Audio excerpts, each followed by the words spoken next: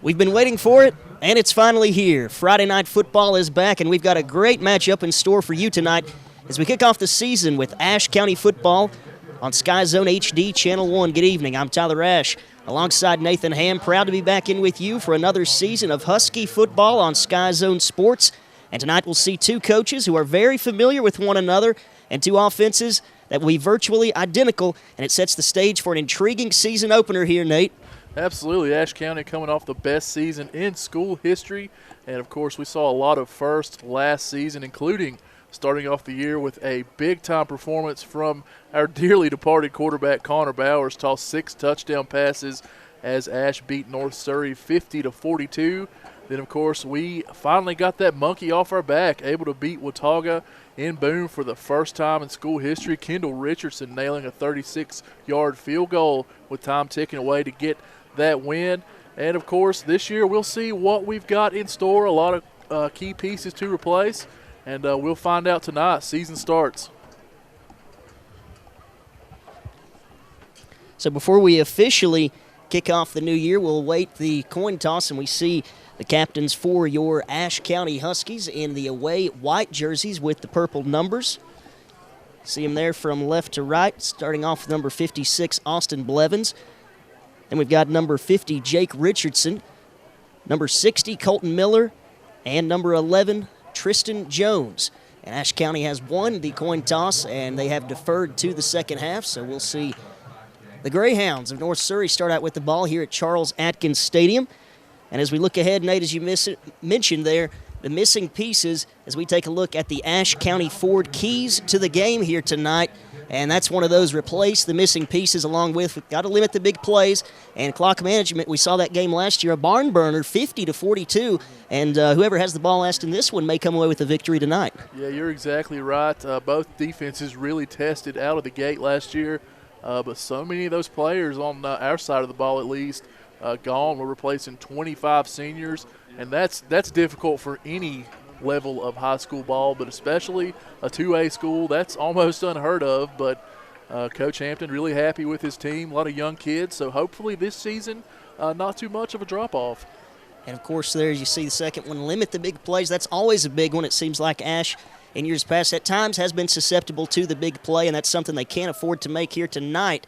As we'll see the younger brother of the guy who torched him 2 years ago, Blaze Accord. We'll see Colton Accord here tonight lining up at wide out. Might see him carry the ball a little bit as well. He's just an athlete out there on the outside, and he'll be one worth watching here tonight for the Greyhounds of North Surry. And the Huskies are getting ready to take the field here, Nate. We're just about ready for football here as we see there on the clock under a minute and a half before kickoff. And expectations, even though we know they're missing a lot, still going to be pretty high for the two-time defending co-champion Ashe County Huskies in the Mountain Valley Conference.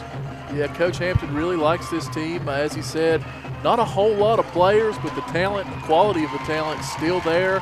We'll see a lot more kids playing both ways this season, unlike last year, kind of able to split offense and defense up. But this year, if you're a good athlete, you're going to have to play pretty much the whole ball game.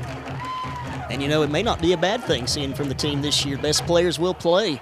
Yeah, and something we haven't seen maybe as much of, not to discount the guys who hadn't been playing both ways in the past, but, of course, one side effect from that is not having the fresh legs, and something that could be an issue for this year's team at not just this game but going forward all year long. Yeah, especially as we get into conference play.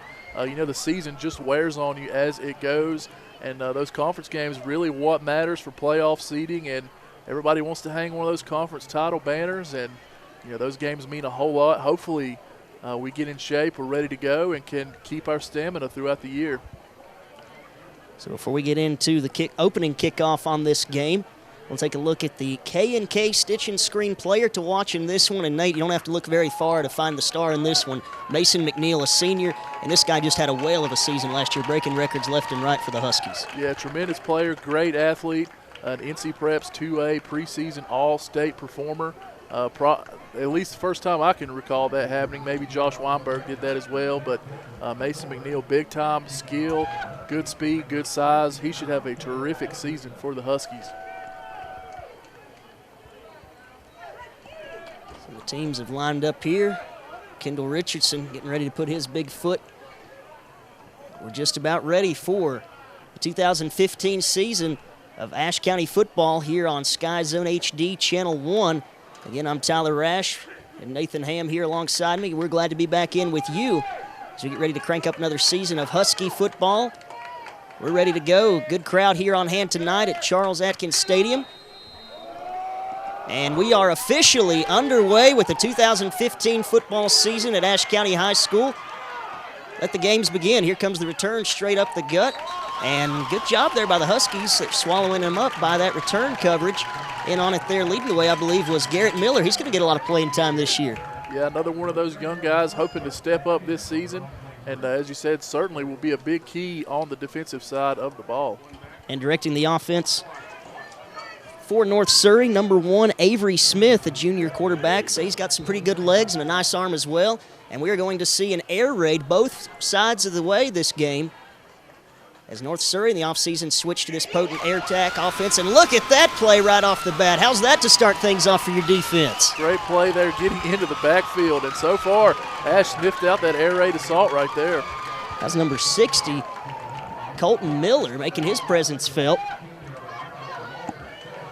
One of the captains on this year's Husky squad, and deservedly so with play like that. Big-time play to start out the season. That'll get the defense really fired up here. So on both sides of the ball, Huskies going to have to replace a lot of guys. In the gun, here's Smith dropping back.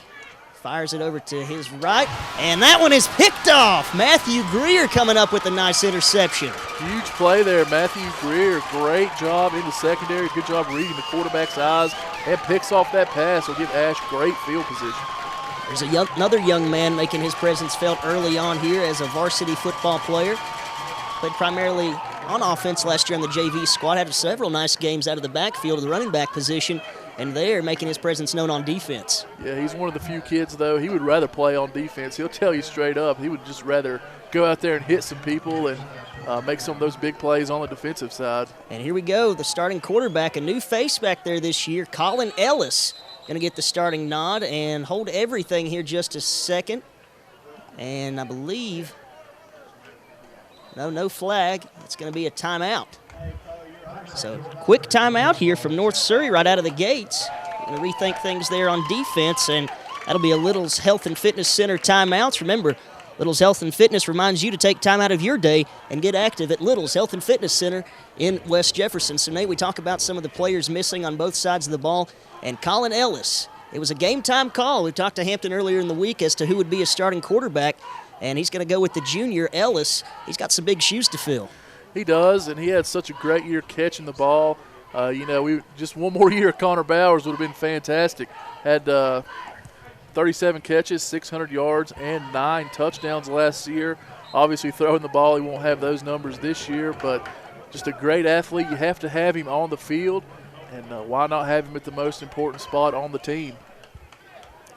So as we said, a new look here on this Husky offense. So we'll see him start out the 4-wide set. Ellis going to be joined by fellow junior Sky Sullivan in the backfield. Play action, fires it there to McNeil, and a nice early completion before he's drugged down. Not a bad little gainer there on the first passing throw of the game. Yeah, McNeil got open right there easily. North Surry playing a little bit off right there. Surprised they're giving him that much room, but when you've got the kind of speed Mason has, you kind of have to back up just a little bit. Those short passes could be open quite a bit this evening. So nice little gain of 6 yards there, we'll call it, bring up 2nd and 4. So we see lined up here on this near side with McNeil, number 80, Judd Price. Now, he's not played football, but makes an interesting target this year. An athlete, certainly one to watch here tonight. There's a nice pass out in the left side to Grant Thompson, but there's some laundry on the field, so we'll see what this one's going to go in the way of. Not a bad little swing out there to Thompson, just a sophomore. Now, he's also competing for that starting quarterback job. Yeah, he was the JV quarterback last season for the most part. We saw him quite a bit on the sidelines for the Huskies, also playing as the varsity backup for most of the season. And obviously, I'm sure it was a tough competition in summer to see who was going to get that starting spot, but at least first inclination is Colin Ellis will be the man. And that flag is going to go against North Surry. It's going to give Ashe some great field position. Going to give him a first down from the 13-yard line.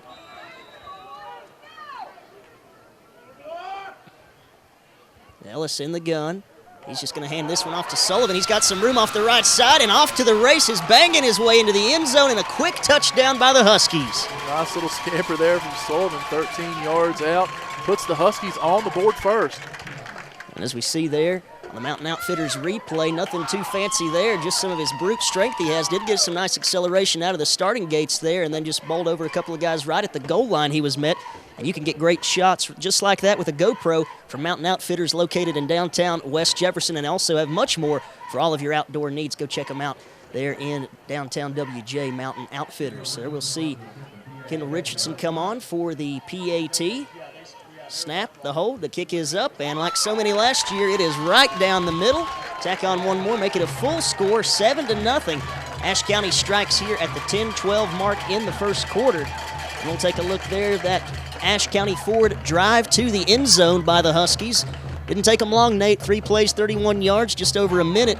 Capped off there, as we saw, by a 13-yard run. They did get some help with some penalty yards, 15-yarder against North Surry. But, hey, Ashe County will take it, and a big key there, Nate, making them pay after the turnover. And Sullivan already building on what he did last year, 600 yards, 8 scores last season. As a sophomore this year, junior campaign, a lot expected from him. And how about that on the first drive? Punches it in for the score. So you may not see a ton of rushing touchdowns this year from the Huskies, but there's one of them with this air raid offense. Worked to perfection that time. Nice job to cap off the drive, take advantage of the short field, 31 yards, just 3 plays to do it. And just like that, the Huskies score less than 2 minutes into this ball game. So, Nate, got to like what you see so far. A turnover forced by your defense and a quick touchdown just 3 plays later on the offensive side. A whole lot to build on there. Momentum certainly on our side. And much like last year, 92 combined points. We're off that same speed here again this year.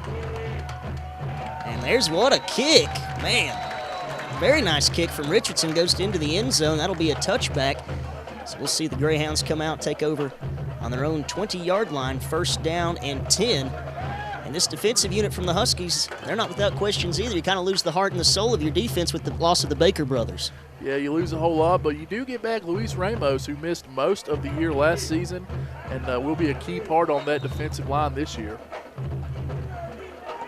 Of course, also the man to watch in the middle there, Tristan Jones, had an outstanding season last year. He's just a sophomore. There's a handoff this time to the right side. Nothing doing there, swallowing him up. And on that tackle there, number 25 for the Huskies. Sam Henson there on the tackle. Good job getting into the backfield. Gain of 1.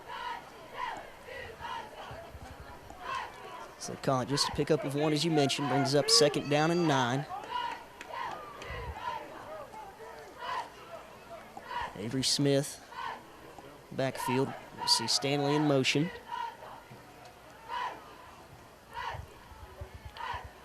He'll take the snap, looking this way and swatted down at the line of scrimmage. How about that play? I believe that was number 50 there. And that is Jake Richardson. He's just a sophomore, making his presence known. Nice play there, getting through the line once again. Our defensive line, great job getting pressure here early on. A lot of youth on this Husky team. As Coach Hampton said, they're not going to be the most experienced to start out the year, but Nate, this might be a team to really watch this season, just to watch how they progress as the year goes on. Certainly something Coach Hampton hopes to see, the young guys stepping up for the departed seniors last season. There's a swing pass, nice blocking out front. There's a Cord, look out, he can boogie. He's out across the 30, now moving across the 40, looking for midfield. Ball comes out, fumble. And looks like the Greyhounds will recover on the bottom of the pile, and they will. Well, that was almost disaster, although the great play from Colton Accord. Yeah, Accord really fast right there. Ashe missing some tackles downfield really hurt that play. Could have been stopped for a really short game, but Accord able to put his shiftiness to work and get upfield, and the Ashe defense just could not pull him down. So after it's all said and done, it will be a first down and then some, all the way out to the 47-yard line, working quickly. That's something we'll see here, Nate. This could be a long game with all the passes that we'll see, potential for some incompletions. That pass is partially tipped, but still finds the receiver, Stanley, and he's going to be right at a first down.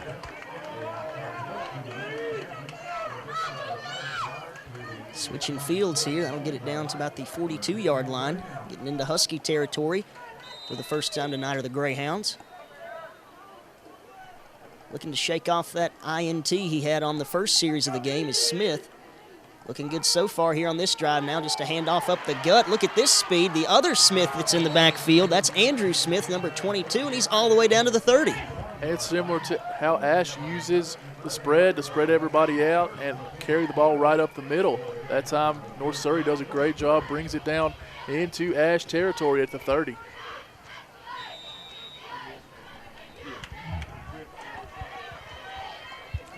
Back to action quickly.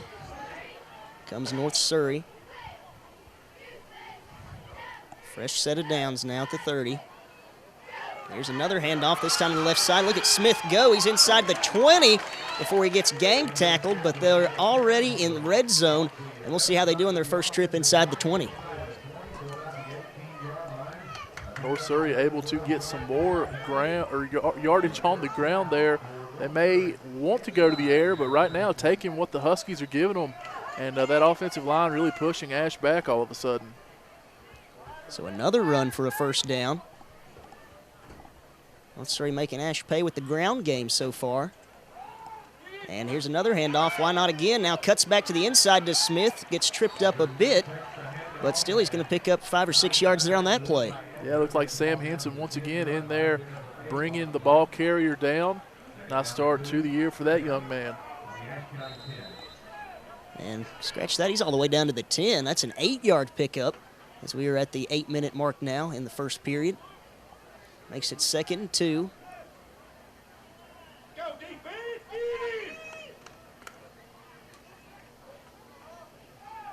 Dropping back, looking over to the far side, and just over the outstretched hands of Smith.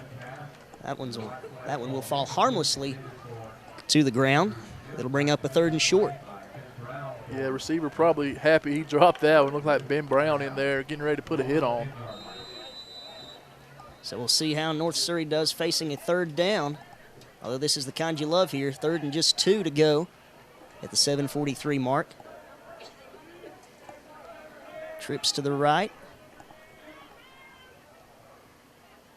Smith in the gun. He'll take the snap.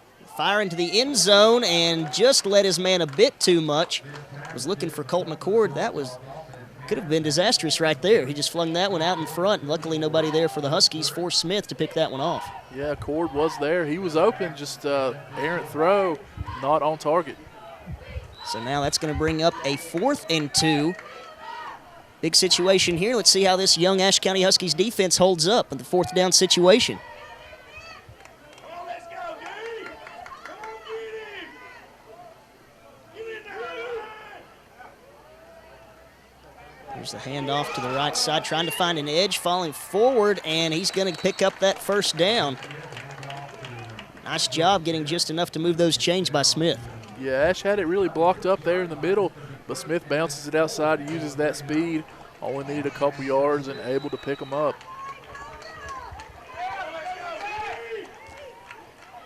So that's going to bring up 1st and goal now. Ball on the 6.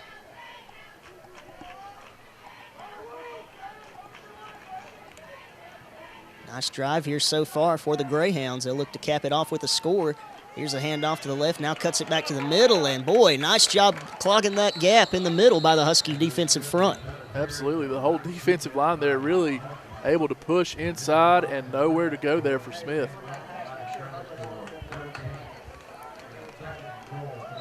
Slim pickings on that run. Ball will stay on the 6. 2nd and goal now.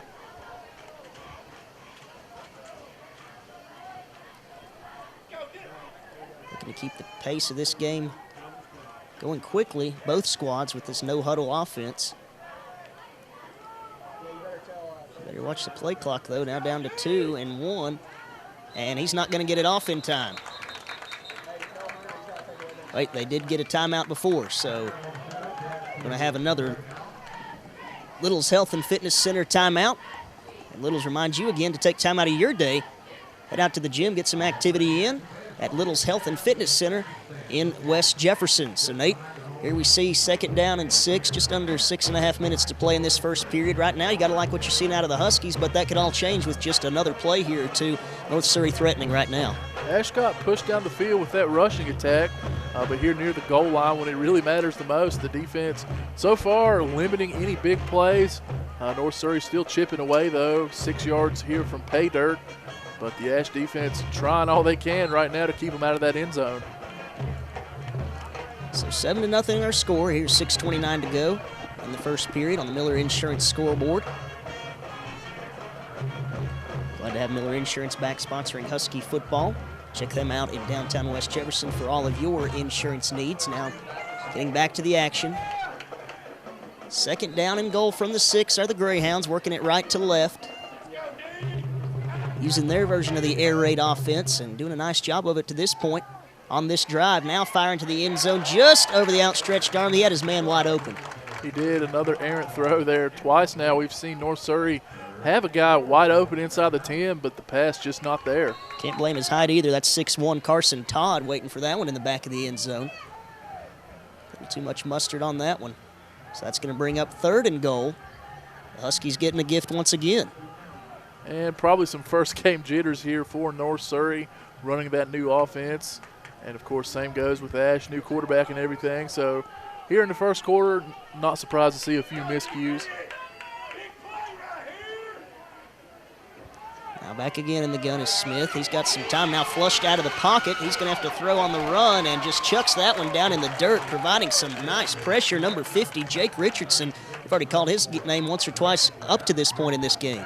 Yeah, Richardson really putting on some pressure there, doing just what the Husky defense needed, forcing another 4th down. And we'll see if Greyhound's going to keep the offense on the field. Will they go for a field goal? Not sure, but Ashe looks like they're prepared either way. They've got their first-string starting defense out there. And it looks like that North Surry offense is going nowhere. They're going to stay on the field. In this 4th and goal situation, maybe not the most ideal. 6 yards to go. Let's see what the Huskies can do here. Got to buckle in. Just barely gets the snap off. Here comes Smith racing to the left side, cuts back in, and he is not going to make it.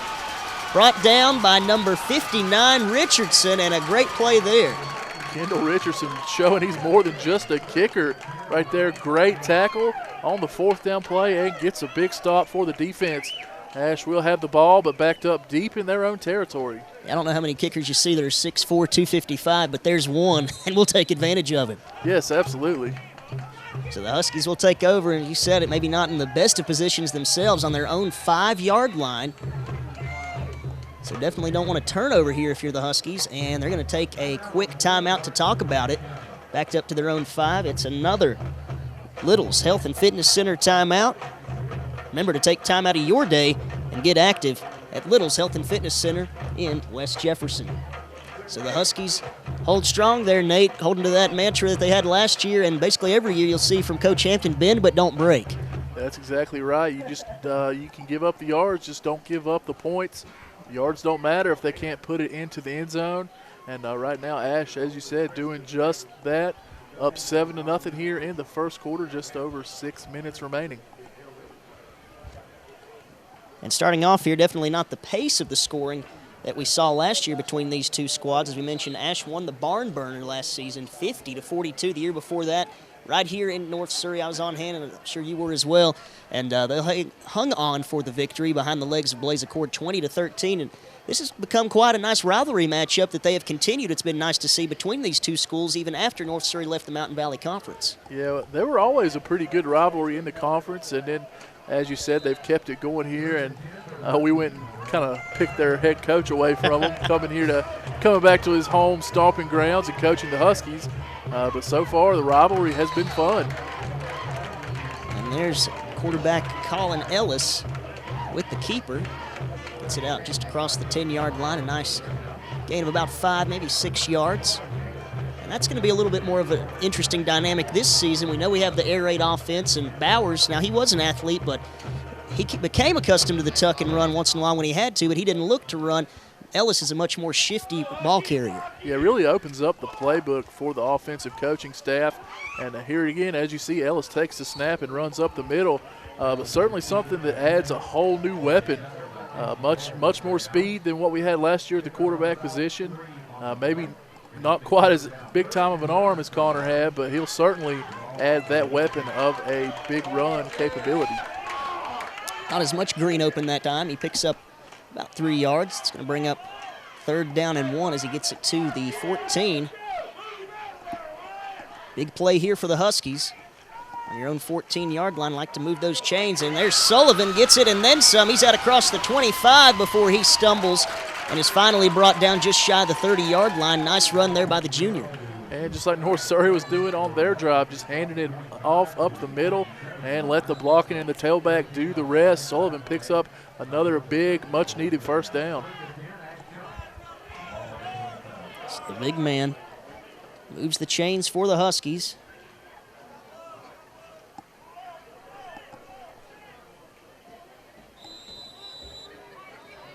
Listed at 6 feet, 198 pounds. He's a load out of the backfield. We'll see him line up to the left of Ellis this time. Throwing all the way. Now he's going to be brought down for a sack. And nice job getting there, some penetration into the backfield. That's number 55 for the Greyhounds. And it was, and that is Joseph Simpson, 6 foot, 220-pound defensive end. Yeah, Greyhounds good size this year on both sides of the football. And right there, Simpson just overpowered the Ashe line. We know this is a hungry North Surry team coming into this season. Last year, Nate lost out on a bid to the playoffs by a flip of a coin. Yeah, that's a tough way to really stomach your season coming to an end. But North Surry going to do all they can this year to make sure it doesn't come down to that. Oh, and just missing on his receiver. That was Grant Thompson, unable to hang on to that one. Unfortunate there. That's a pretty nice throw from Ellis. Yeah, that could have been a huge play right there. Thompson just a little bit outstretched above the fingertips, just could not pull that one in. And looking like it's going to be a 3rd and long right here. So that'll bring up 3rd down and 20 from their own 17-yard line. As you said there, Thompson maybe not accustomed to being too much of the receiving end of those passes either. Quickly back to work come the Huskies. Ellis dropping back, fires it to the near side, and this one nowhere near the hands of Judd Price. He throws this one out of bounds, and on comes the punting unit here for the Huskies.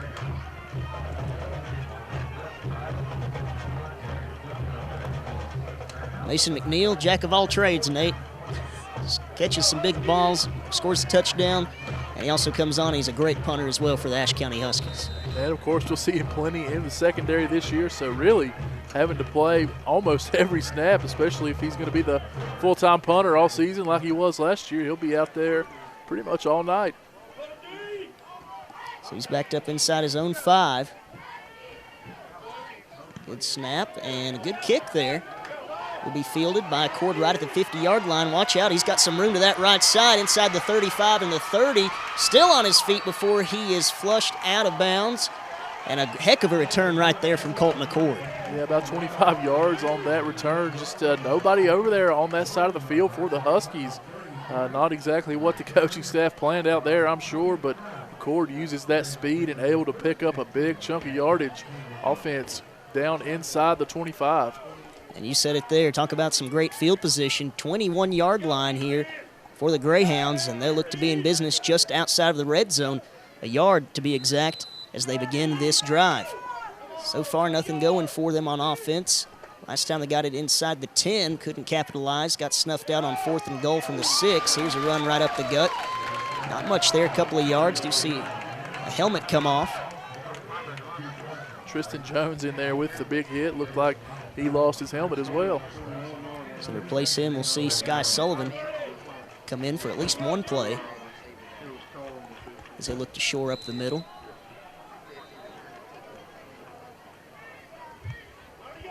Smith again in the backfield, 2nd and 8, drops back, fires out here, swing pass to the left side. Stanley, not much room to work, and he's going to be snuffed out right there at the line of scrimmage.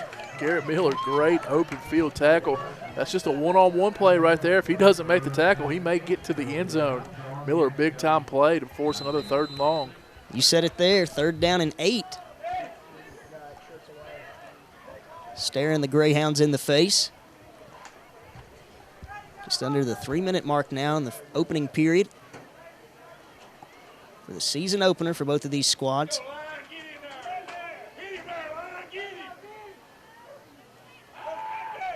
Swinging it out to the far side, looking for Stanley again. Still not much doing, and another nice tackle by Garrett Miller. 2 big plays in a row from Garrett Miller. We saw him some last season as a junior, but this year as a senior, going to be relied along quite a bit, and there, 2 back-to-back big plays. Going to force a 4th and 6. So as you said it, another 4th down situation upcoming. Unsuccessful last time on a 4th and what was goal from the 6. Now they have it 4th and 6 on the 17-yard line of the Huskies. So a chance here for Ashe County to come out of this unscathed. It looks like that offense is going nowhere. They're going to go for it. Need 6 yards to get to the first. Pump fakes, now rolling out to the left side, fires it to the back of the end zone, and wide open is number 11, Reed Stanley, and he makes him pay. Yeah, coverage bust there in the back end. I don't know how he got that wide open, but he just found his way wide open. The quarterback found him, and good job by the North Surry offensive line to give him some protection.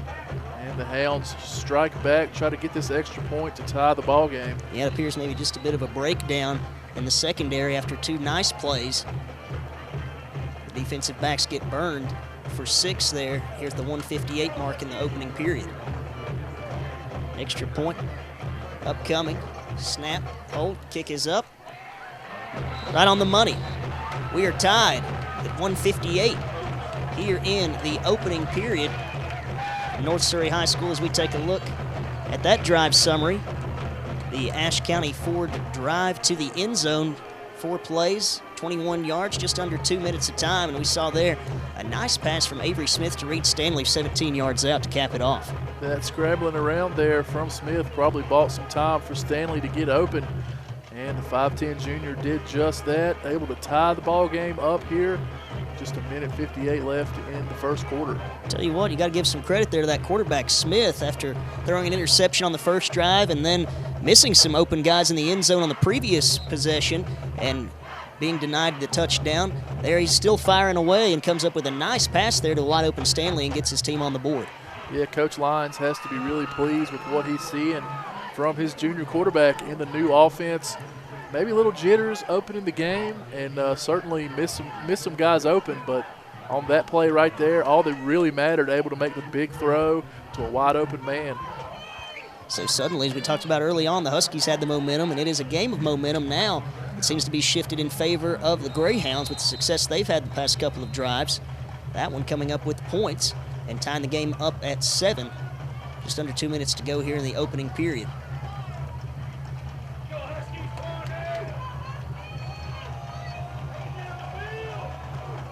After the touchdown, here comes the kick. They bounced and fielded, now trying to cut it back to the middle.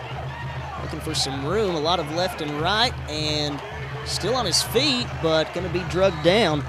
Not enough north-south that time there, Nate. Yeah, too much east to west running there, and just did not work out for the Huskies. Pushed back semi-deep in their own territory. Not as bad as it was on those previous punts, but here on the kick return, a little bit too much side to side. So Sam Hudler brought down the 15-yard line where the Huskies will come out. 1st and 10. Looking to answer after the Greyhounds just punched it in for another touchdown. Ties it up here at 7. Ellis swing pass here to the near side. Nice block out in front, but able to break free and make a nice tackle even after the block on Mason McNeil. It was number 47. That is Chase Summers, senior linebacker. Trying to open up some room here in the short game now for McNeil. He's dangerous when he has room to work. He is good, quick, and shifty. Tough to bring him down, but right there, good tackle by Summers. Call it a loss of 1. Brings up 2nd down and 11. That play was quickly snuffed out. Now firing out here to the near side. There's Price showing off his football skills. Look at these moves, and he's still on his feet out across the 30. And a great run there before he's forced out of bounds at the 35-yard line. And Price looking to be a big weapon this year, a newcomer to the football team. And how about that? Nice first catch there of his varsity career. Welcome to the big leagues, right, Nate? Absolutely. So he takes it all the way out to the 35-yard line. That's a 20-yard pickup there for the Huskies, a big-time play for Ashe. What we've grown accustomed to with this air raid offense. Quickly going back at it, going to the other side now. That one's going to be just short of his intended target, McNeil, though. And that'll be an incomplete pass with under a minute to go here in the first quarter.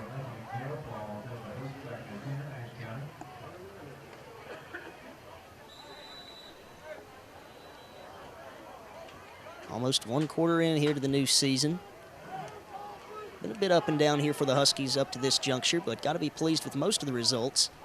Just a couple of breakdowns defensively.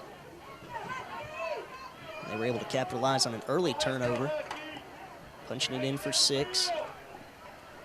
Faking the handoff, keeping it himself on the option. Maybe he should have handed that one off. Ellis is gobbled up in the backfield.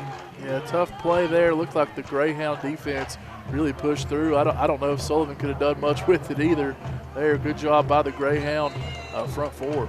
Yeah, I believe they read that one all the way, as you said. So call that a loss of about another yard, makes it 3rd down and 12. See if the Huskies get the snap off, and they do. Nice pass down the middle. Look at McNeil. He's got some room. He's across the 50, shaking men left and right inside the 40, the 30. Can he get the blocks he needs up front? He's inside the 15 and going to be forced down, but not before he made him pay. My goodness, Markel Woodbury made a touchdown-saving tackle, but look at those moves by Mason McNeil. Yeah, you see there why he was a preseason 2A All-State player. Just great moves there. Took a short throw and almost took that one to the house, but great way to end the first quarter here with that big throw to McNeil. As you see that on the Mountain Outfitters replay, great moves by McNeil. He made about half the defensive unit look like fools out there, Nate. He did something, you just can't teach those kind of moves, and Mason McNeil putting on a show here on that play here to end the first quarter. So the momentum now, got to believe it's fully back in the hands of the Huskies. They're in business at the 14-yard line. The first quarter does come to a close. We're tied at 7 after 1 from North Surry High School. Stay tuned in after the break for more Friday Night Football on Sky Zone HD, Channel 1. When it comes to insuring your home, business, automobiles, and property, you want an agency you can depend on. Miller Insurance has been serving this region for more than 60 years and are proud to now represent Everett Cash Mutual, which specializes in insuring farm property, equipment, livestock, and more. Before you renew your insurance policies, give us a call at 336-246-7151 or come see us in downtown West Jefferson. Miller Insurance is proud to be your hometown insurance agency that supports our hometown teams.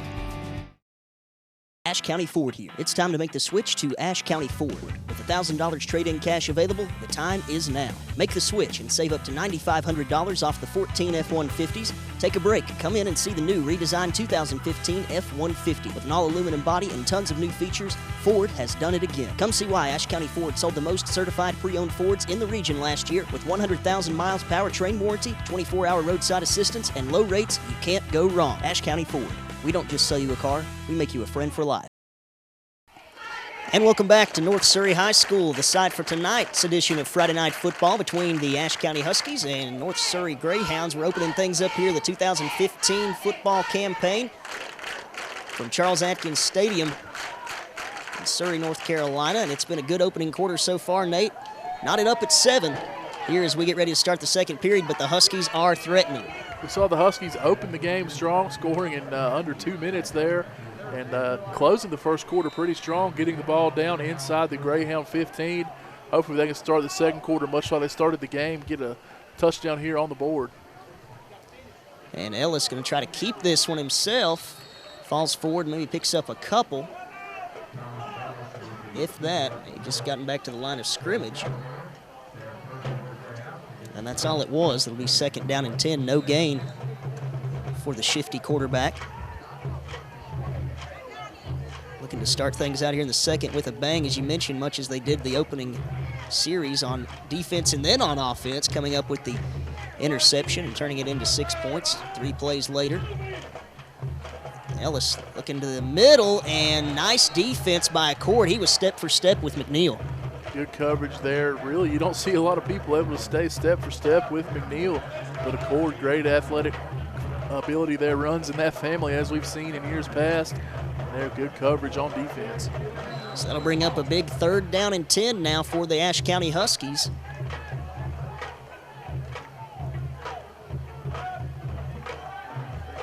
Two receivers to the left and right. Ellis in the gun. Looking here to the near side, looking to the corner in the fade route, and look at McNeil going up. Does he hang on to it?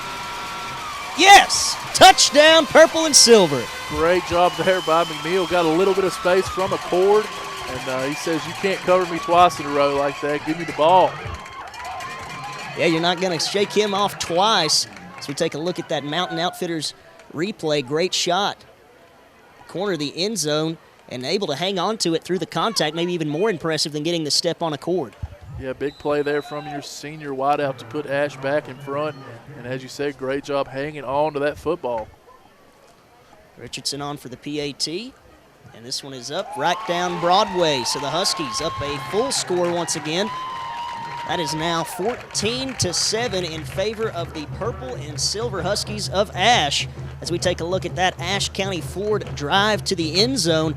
You talk about sustaining a heck of a drive there, Nate. 8 plays, 85 yards, just over 2.5 minutes, capped off by that nice fade route by McNeil and Ellis finding him in the corner. Yeah, McNeil really responsible for a whole lot of yards on that series, but great job by Ashe, able to respond there. North Surry tied the game, but the Huskies jump right back in front. And as you said, it's a game of momentum. Right now, Ashe has it, and hopefully the defense can go out there and keep it on their side. And all in all, a pretty nice start for the young quarterback, Colin Ellis, here tonight. I know he's missed a few throws, but, man, when he connects, he's on. Yeah, he's got a nice little zip on his passes. Obviously, doesn't quite have the height Connor Bowers had sometimes. Might get lost in the fray there behind the line, but right now you really have to be pleased with what he's bringing to the field, and his athleticism, just another weapon for the Huskies. So it's been an up-and-down game, already 21 points scored. We talk about the offense coming last year. Ashe County averaged 298 passing yards per game, so just under 300, 89 on the ground. That was good for about 387 yards overall. Just an impressive season for the Huskies, and not to be outdone by their point total, over 35 a game. Yeah, we really had a lot of teams down early last year, really put it on them.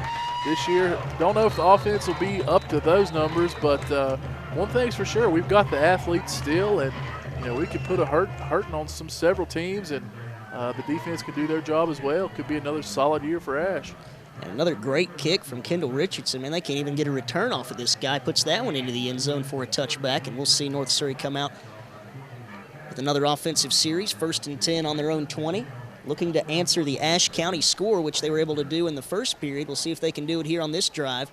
14-7 at the 11-16 mark in favor of the Huskies. Greyhounds will look to race it to the end zone once again, working left to right. 4 wide set. Handoff now to Smith. Fights off one tackle and just trips up. He had some room back to the right side. He did. You saw Garrett Miller coming in there once again from the secondary spot, but he did have some room, and looks like the old turf monster got him. He can be a killer sometimes. He can. He can ruin a whole lot of good days. So no gain. And a little pause here maybe for get that helmet strapped on.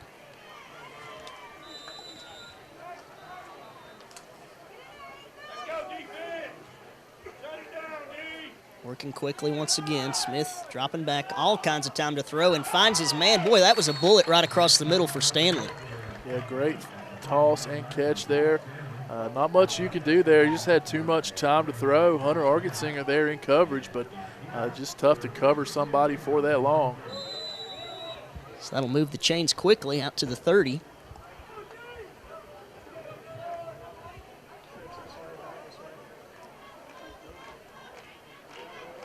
Couple of guys going in motion here.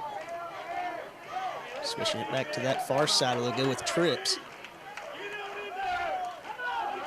He's looking in that direction, now flushed out of the pocket. He's going to throw on the run. Flags are out, though, as that ball will hit the turf. Incomplete pass is ruled.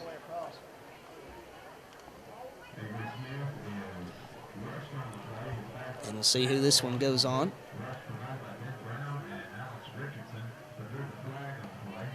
Nice pressure being applied there. That's going to be a hold, so that's going to back him up there.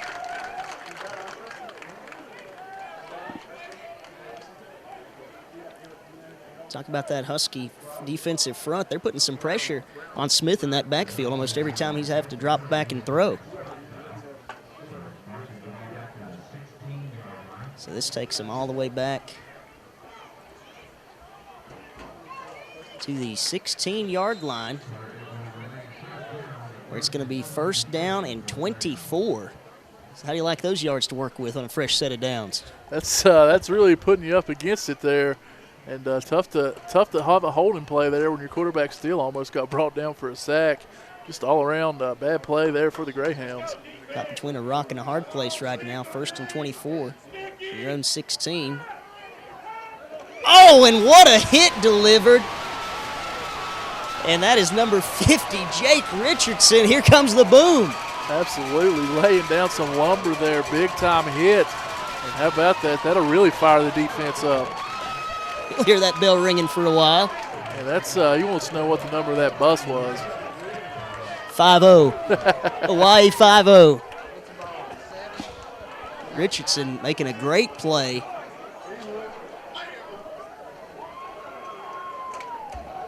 Knocks them back even farther. Another 7 yards, we'll call it, to their own 9-yard line of the Greyhounds. Now 2nd and 31. And here comes a deep throw down the far sideline. And about 10 yards in front of his man, Accord. It's hard to overthrow that man, but he just did. Yeah, the good coverage there, step for step with him from Sam Hudler. And obviously you don't have a whole lot in the playbook for 3rd and 31.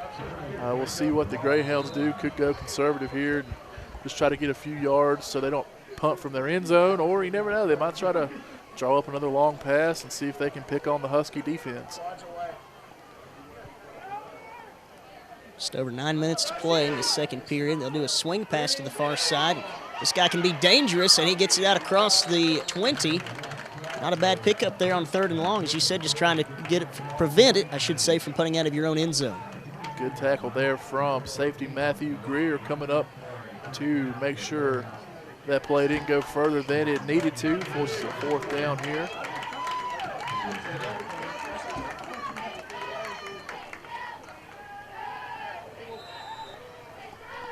So still lined up to punt inside his own 10, but at least you're not back up inside the pylons.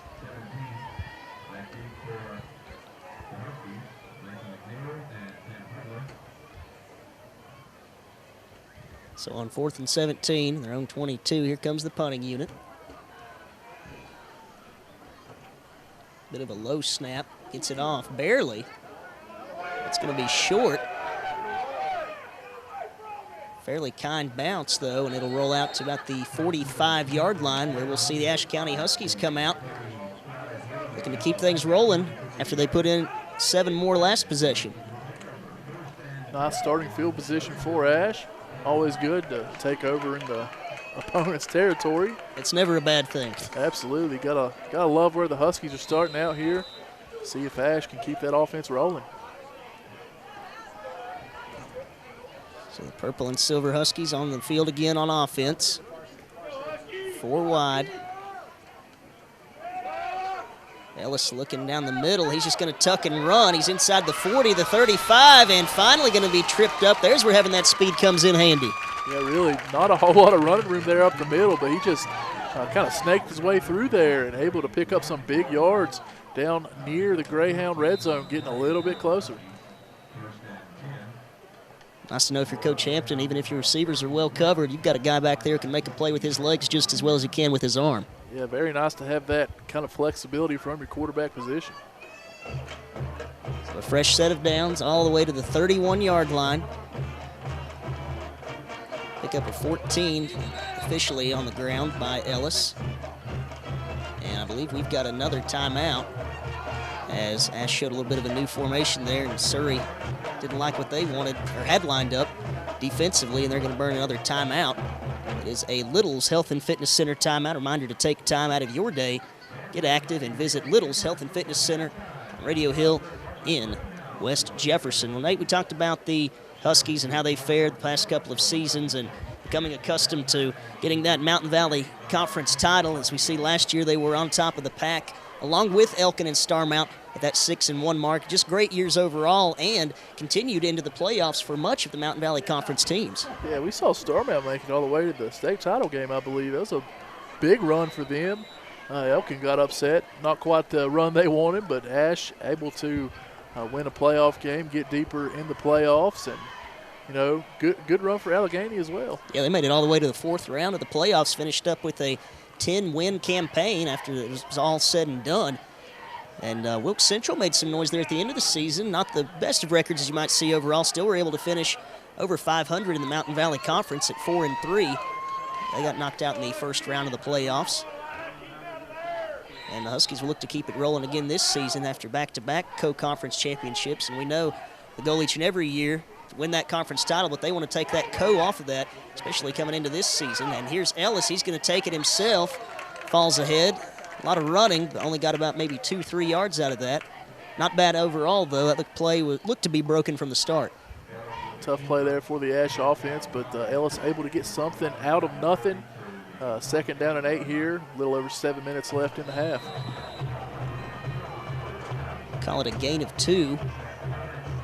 Brings up 2nd down and 8 for the Huskies. Ellis all alone in the backfield, going with the 5-wide set, low snap, and man, he had to pay for that one. Not the best of blocking up front, and almost untouched when number 52, Nick Huff, and took him down to the turf. Ellis takes a big hit there from the quarterback spot. I hate to see your quarterback take that kind of hit, but last drive, our defense able to dish one out to their quarterback as well, so these kids tough out there, going to hang in there and keep on playing. Trading punches right now, as that'll bring up 3rd down for the Huskies at the 29-yard line. 3rd and 7, they'll call it now. And I believe we're going to have another timeout. This time from the offensive unit, the Huskies going to get a TO. It is a Little's Health and Fitness Center timeout, reminding you once again to take time out of your day. Get active. Head down to Little's Health and Fitness Center in West Jefferson. So, Nate, if you're the Huskies right here, what are you looking at drawing up on that play board if you're Coach Piscopo and Coach Hampton? Well, obviously they didn't like that. You could hear Coach Hampton yelling timeout all the way up here. Whatever they drew up there and the way they lined up, obviously not in sync there. But third and 7 here inside the Greyhound 20, or excuse me, inside the Greyhound 30. Pretty much anything. Your playbook's wide open. You could run a sneaky little draw play here, able to pick up a 1st down, or use one of your good wide receiver weapons out there. Of course, Mason McNeil they'll certainly be shaded over his way, but Judd Price has made a nice catch tonight as well. And we've got lots of other weapons to choose from. See what the Huskies draw up. Is this 4-down territory? I would think so. I think with the momentum on our side, up 14-7, I think I would just keep the offense out there. 7 yards is what they need to keep the drive alive. You never know when he might pull out Kendall Richardson for a field goal either. And you can't go wrong with that. Most schools don't quite have a weapon like we do there with a good kicker. We've seen him already nail 2 touchbacks tonight. Some schools probably don't have 2 touchbacks in the last 2 or 3 years. Oh, but a bad snap. Ellis going to pick this one up. He's running for it. And he's got some room along that left side, but stumbles a bit. All in all, it could have been a lot worse, though. Only loses maybe 2-3 yards. Yeah, that snap probably landed 10 to 15 yards back behind it, but able to get back up near the 30. Only going to lose a couple of yards there. Yeah, that's a pretty long field goal there. We'll see what Coach Hampton decides to do. May just leave the offense in, see what he does here. Could elect to punt it, but I'd be surprised. I think the offense is going to stay on the field. And it looks like you're right here with 4th and 10 on the 31-yard line of North Surry. This Ashe County offense going nowhere. High snap again, able to corral this one. He's looking deep, looking toward that end zone, and who came up with it? Did anybody? They say incomplete. And that's a tough call right there on the goal line. A tough call. Looked like, we might have pulled that one down there. Couldn't quite tell from our vantage point. But the referees, their call in the end is the only thing that matters. But good job there by Judd Price going to fight for that ball. Looked like he came down with it, but the referees disagree. They've got a better angle than we do. And Coach Hampton, he didn't like the call either, trying to get an explanation. from the official, but either way, it is ruled an incomplete pass, maybe a missed opportunity there for the Huskies if Price did bobble that ball in the end. So it is a turnover on downs here at the 6:14 mark. You see this Greyhound offense come on, and there's a nice pass. Oh, no, tipped and nearly intercepted. Hudler kind of kicking himself on that one. Thought it might be completed to a cord, but just over his fingertips, and that's always a dangerous ball when it gets batted into the air by a receiver. Yeah, definitely there. Dodged a bullet there, but Ashe right there able to play some good solid defense. And North Surry here second and long. Ashe really up to the task here, especially in the second quarter. North Surry not able to do anything offensively. So just about midway through the second period tonight. As you see on the Miller Insurance scoreboard, 14-7 is where we stand in favor of the Huskies, but North Surry has the ball. They're looking to start this drive well. And there's a nice pass and catch over to the far sideline, stretching forward out across the 40-yard line. I believe that was a cord, and it is, with another outstanding catch and showing off a couple of nice football moves afterward. Nice throw there by Smith, able to pick up the first down. McCord got a couple extra yards there, able to give the Greyhounds a big first down, keep this drive going. 6 minutes exactly on the clock left in the first half. You talk about that extra stretch, that can be worth a lot sometimes, that yard after catch, and good awareness there by Colton McCord. You always like to see that of your receiver or ball carrier, whoever he is. Back to action again. Being flushed from the pocket is Smith. He's having to throw on the run, chucking it deep down the field. And that one is going to fall incomplete that time. Nice defensive coverage by the Huskies. Do have a flag now back here near the line of scrimmage. Not sure what it's going to be. Looks like both teams taking a little page out of the NFL playbook, pointing at each other.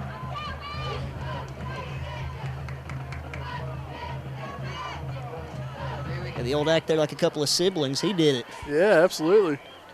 Keep pointing fingers. Maybe it'll change the refs' minds. Not usually, but you never know. So they're having a powwow near the line of scrimmage. See who they want to call this penalty on. Coach Hampton down here talking to the ref, wanting to know what's going on here on the sideline.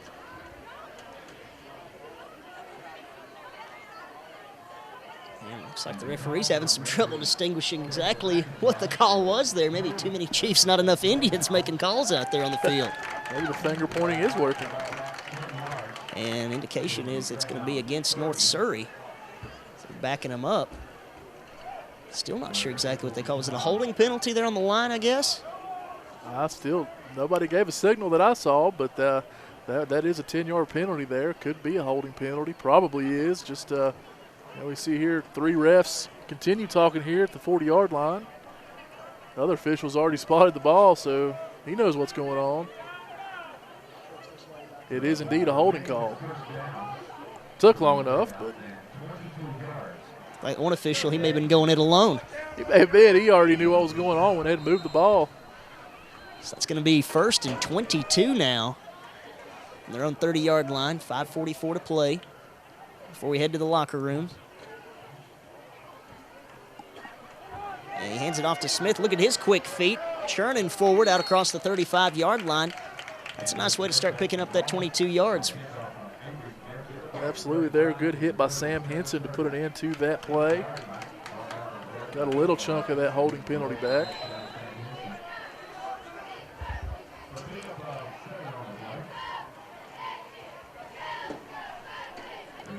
Pick up of 7. Look a little more manageable there now at 2nd and 15. Trips to the near side. Smith flushed out of the pocket again, and Richardson relentlessly pursues him and shakes him down. A big play there by Alex Richardson. Big takedown. Good job by the Husky defense. Man, he's getting a great first step there, reading that snap count well. That's what the 2nd or 3rd takedown we've seen from the young man here tonight. That is, and a big-time play once again from the Ashe defense, forcing another 3rd and forever. And so far, Ashe been able to really pressure this North Surry offense, especially here in the second quarter, just really putting them on their heels. Between penalties and sacks and tip passes, they're really playing some tremendous defense. That's exactly right. Putting them in a hole once again here on 3rd and 28 on their own 24-yard line to the Greyhounds. And before the snap, there's a flag on the field. I don't think he got the snap off in time. Indeed, that is the call. Dead ball on the offense, so another costly penalty for the Greyhounds. They're really struggling here with penalties in the second quarter. Ashe, forcing some of those, getting some good quarterback rushes and forcing some holding penalties. But right there, just a miscue from everybody involved, and unfortunately a 5-yard penalty for them. You talk about it, a lot of them just self-inflicted wounds tonight. And looking for it all in the home run ball, but this one is going to land about 5 yards out of bounds. It looked like he was looking in the direction there of Colton McCord. No dice, though, and I believe we'll see a punt on 4th and 33. Yeah, you'd like to think so, especially the Greyhound fans hoping they don't try any trick plays here. We need 33 yards. So nice job here by the Huskies. With some help from the Greyhounds' miscues. They'll be punting on 4th and 33 from their own 19-yard line. Good snap. High kick, but it's going to be short. It's going to bounce, but man, what a roll. And that's going to roll all the way out to the 45-yard line. All told, not a terrible punt that time. Good field position for the Huskies once again, taking over at the North Surry 45.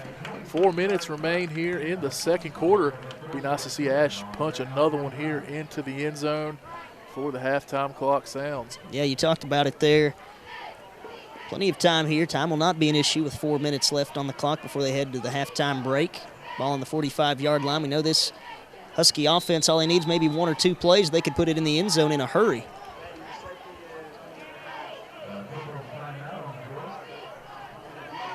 And we have another timeout called. I think this one is official timeout. Maybe a water break. So we'll still call it a Little's Health and Fitness Center timeout on the field, courtesy of the officials. Little's reminding you to take time out of your day. Get some exercise in over at Little's Health and Fitness in West Jefferson. While we have a minute and 8, we'll take a look back here at how things finished out for the Huskies. As we check out the schedule last year, we mentioned over 35 points per game, and a lot of mercy rules last year with a continuous clock in the second half. Yeah, we really, put it on a whole lot of teams, and, lots of fun games last year to watch as well. That Watauga game in North Surry, really something to watch. And the Highbrighton game in the rain, unfortunately, went down as a no contest, but, that was 2 really good teams slugging it out. And, of course, that maiden game in the playoffs, just a lot of speed on that field. It was fun to watch. You talk about an instant classic on that game. Literally came down to that final play of the ball game as the Huskies were able to hang on and get themselves a first-round victory for only the second time in school history. Then they ran into the buzzsaw that was Monroe. And Monroe just kept that buzzsaw going for quite a bit. Back to the action. Here's Ellis. Flushed out of the pocket, scrambling here. Not going to pick up much, though, just back to the line of scrimmage. Say, both of these defenses stepped it up here as this game has progressed, it seems, making nothing easy on the quarterbacks. Absolutely there. Good defense from the Greyhounds.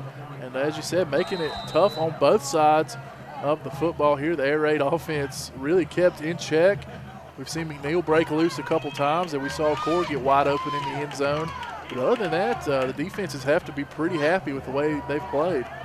Here's a handoff right up the gut. Man, look at that ability to run through the contact, pushing through it there is Sky Sullivan. He's it was a load to bring down. Very seldom goes down with first contact as he shows it there, powers ahead. Not much doing there, but still not a bad job picking up a couple of yards after the hit. Sets up Ashe with a 3rd and 8, 3 minutes left in the second quarter. Looking to the air again this time. Throwing on the run over to Sullivan on the right side. Slips a bit and tries to power forward, but in the end it's not going to be enough. Looks like he may have gotten back to the line of scrimmage, maybe a yard at most. Dangerous throw there. That could have been considered a backwards pass there. Yeah. Not quite sure from our vantage point here, but glad Sullivan able to reel that one in. Could have went down as a fumble if he wasn't able to catch that. But nonetheless, just back to the line of scrimmage. Huskies going to bring on the punt team. Try to pin him deep. That's what we'll see Mason McNeil do. 4th and 7. On the 42, just over 2 minutes to play. Try to make them go a long ways before the break here. And there's a flag flying before McNeil boots this one downfield. Nice kick. And be fielded inside the 10 by Cord. Look at his moves, cutting it back to the near side, shaking off defenders, but wow. Nice job by Garrett Miller and refusing to let go.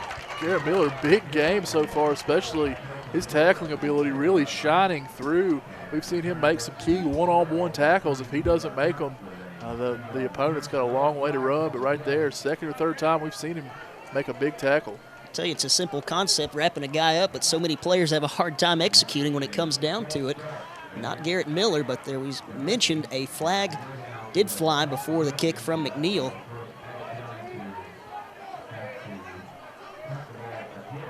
Looks like we'll see the Huskies back up and re-kick. Holding penalty against Ashe. So backs them up 5 yards when it's all said and done. So they'll do it again. McNeil standing on his own 38-yard line. Snap, but he corrals it nicely. Gets off a good high swinging kick. And that one's going to bounce out of bounds. Pinning them inside the 20-yard line. Nice job there by McNeil. Great way to avoid the threat that is always ready to take one back, Colton Accord. Good punt there. Good job keeping it out of his hands, and may have lost a couple yards there in field position with the penalty, but still, North Surry going to be backed up deep in their own territory. Minute 39 left in the half. So it won't make things easy. I believe they burned all their timeouts. On their own 18-yard line, a minute 39 to go. As we'll see North Surry look to tie this ball game up. Trailing 14-7. They've trailed most of tonight's contest up until this juncture, as they do now by a touchdown. Scrambling, thrown out here on the run, and it is caught, but we saw flags fly in the backfield. That could be in the way of holding.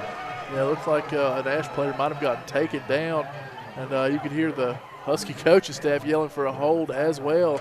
We'll see what the refs have to say, see if they agree or not. So that's some extra time to throw. Now we know why. Holding penalty committed in the backfield. That'll back them way up. They were on the 18, so still not the best of starting field positions. Now they're going to move them all the way back to their own 6-yard line.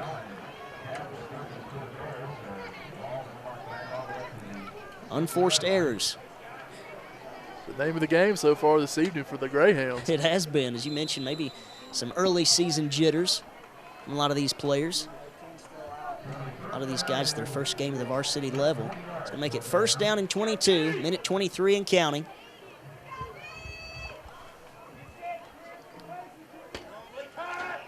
Throwing out of his own end zone. Looking for the home run ball, going deep, and it's going to fall incomplete. Oh, but a late flag comes in, and I believe they may be calling pass interference.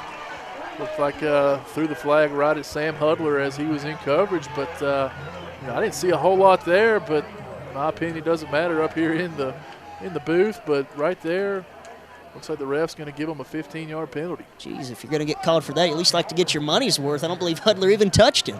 And that was that throw was certainly uncatchable, but refs just went ahead and threw the flag anyway. So as you mentioned there, it didn't even look like he was going to have a chance regardless if anyone was 2 steps within him. But Hudler going to be charged with the personal foul. A ticky-tack call in my opinion. The referee knows what he sees, and it's going to give them a first down now and 7 from the 21. So a couple of back-to-back penalties, one against North Surry on the hold, and then Ashe, personal foul, moves it back out to the 21. And we'll see if they go to the air. Just over a minute to go in this quarter, and that one is intercepted. No, it is dropped by Garrett Miller, dropped the sure pick.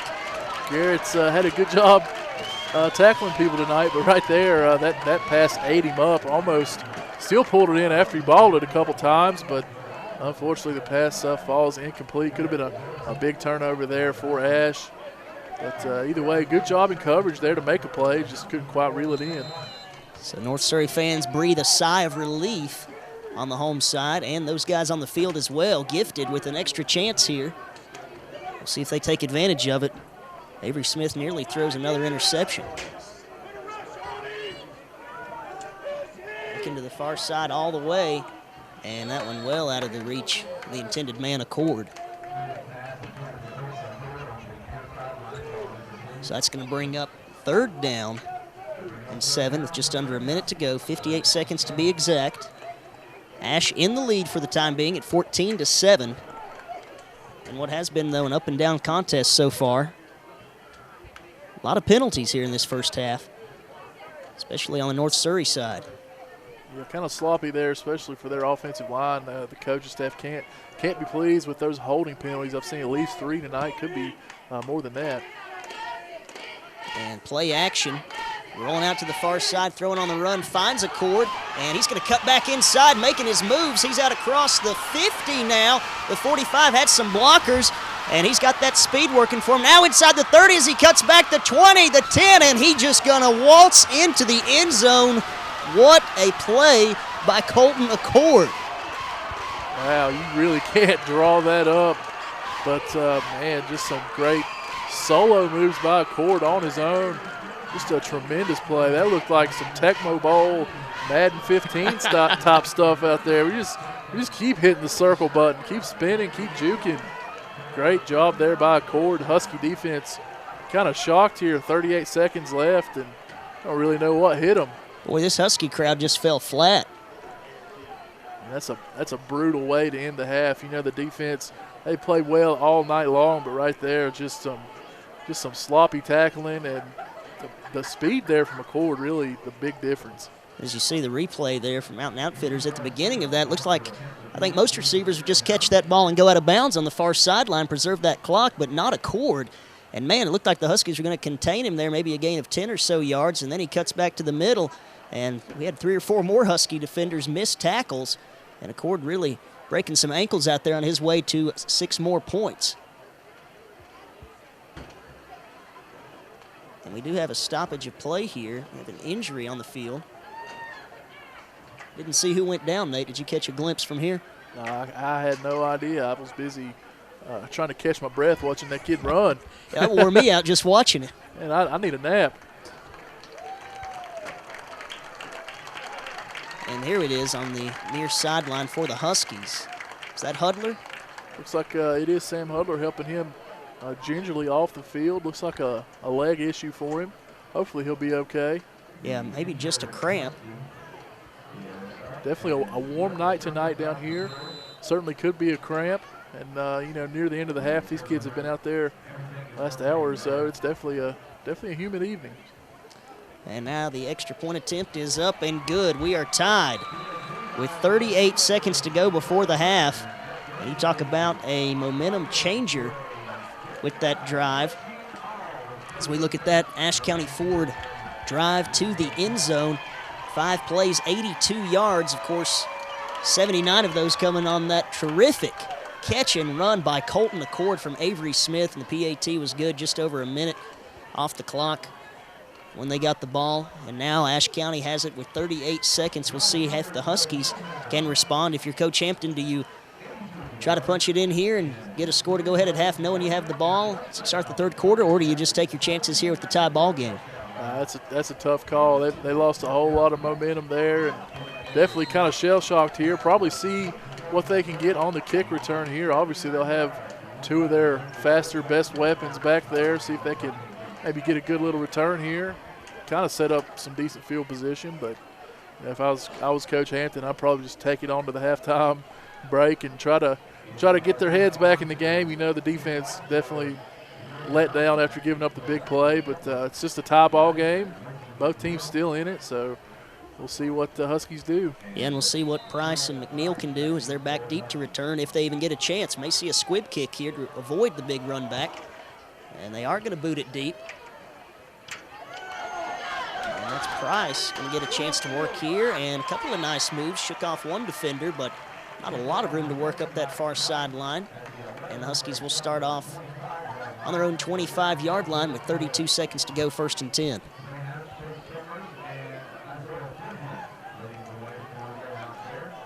We talked about before the game, the keys to the game. One of those, limit the big plays. Unfortunately for Ashe, unable to do it right there.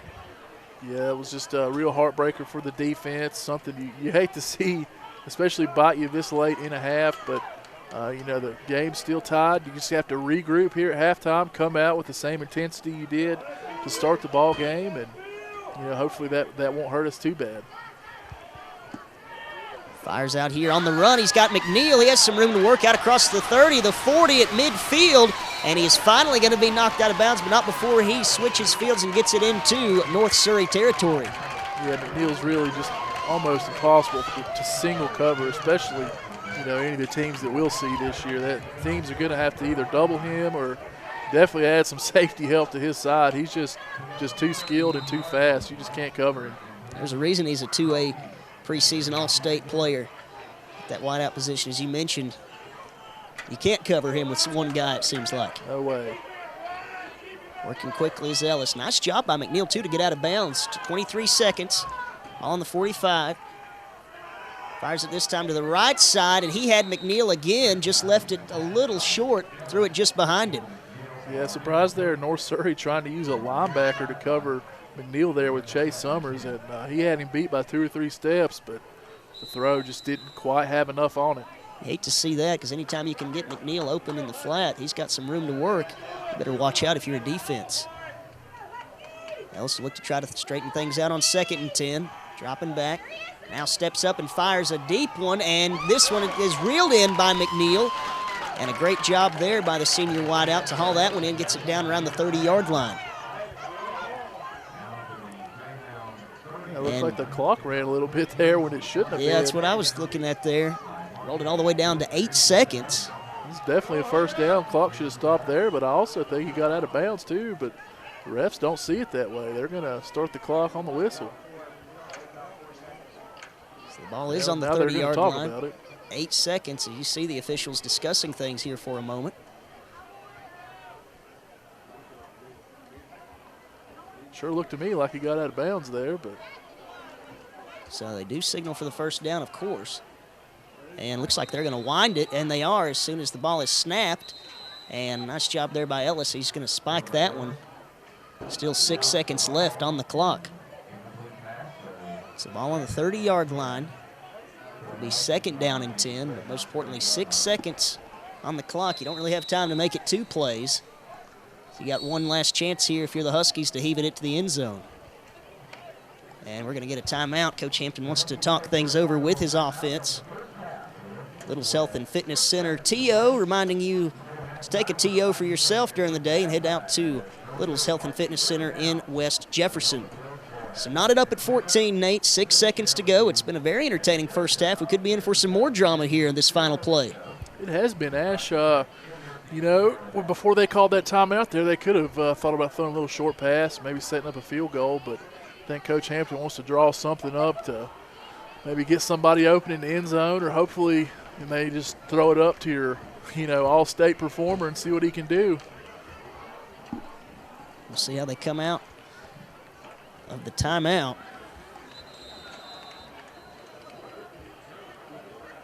Probably too far for a field goal at this point.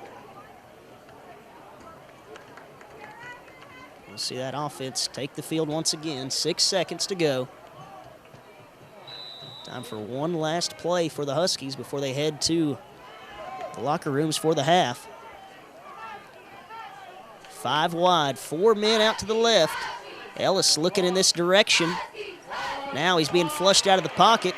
He forced to throw it toward the end zone and nearly intercepted.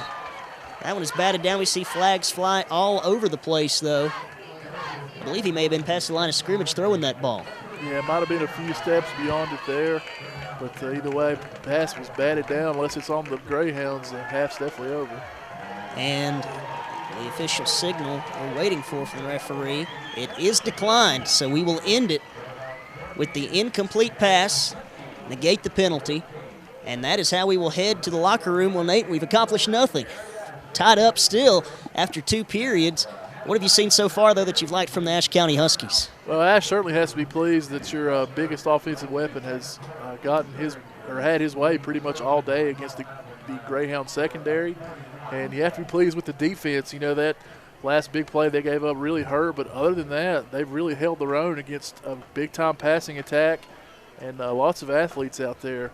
And also Colin Ellis, first game as quarterback. He's doing just fine out there and shook off the early jitters, and he's doing pretty well. She said there are no turnovers by the young quarterback, which is always nice to see.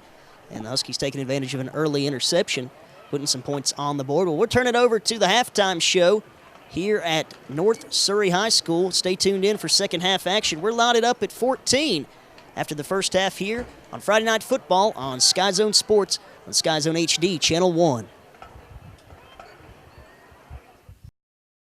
Little's Health and Fitness began in 1981. We are a 24/7, full-service, family-friendly fitness center with the finest equipment from Life Fitness, Hammer Strength, and Body Masters, as well as a great staff to help you get started. We have a 22-piece cardio area, so waiting is rarely a problem. We offer group classes for all levels, an extensive array of weights and machines, perfect for the beginner to advanced. We also have meal replacement shakes, tanning, dressing rooms with private showers, personal trainers, and child care is also available.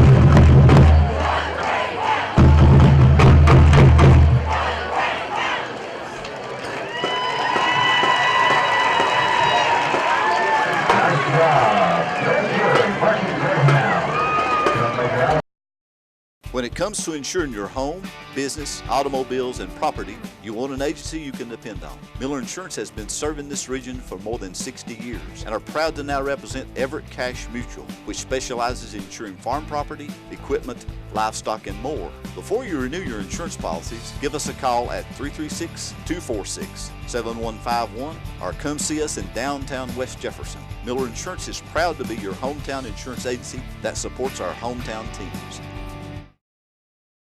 And welcome back to Charles Atkins Stadium at North Surry High School for another edition of Friday Night Football as we get set to crank up things in the second half of tonight's contest between the visiting Ashe County Huskies and the North Surry Greyhounds. Tyler Ashe alongside Nathan Ham as we get ready to kick it off here to start the third period. We're knotted up at 14 as we take a look at the Miller Insurance scoreboard. Knotted up after the first half of play. Nate, what do you expect to see here from both squads as we start up the second half in this contest? Well, you know, Ashe would really like to atone for that early or that late miscue there in the second quarter, able to put North Surry into a tie position. Ashe would really like to take the ball here, able to get the lead back. North Surry, they're wanting their defense to go out there and make a good impression here to start the quarter and see if they can get the ball back and take their first lead of the night.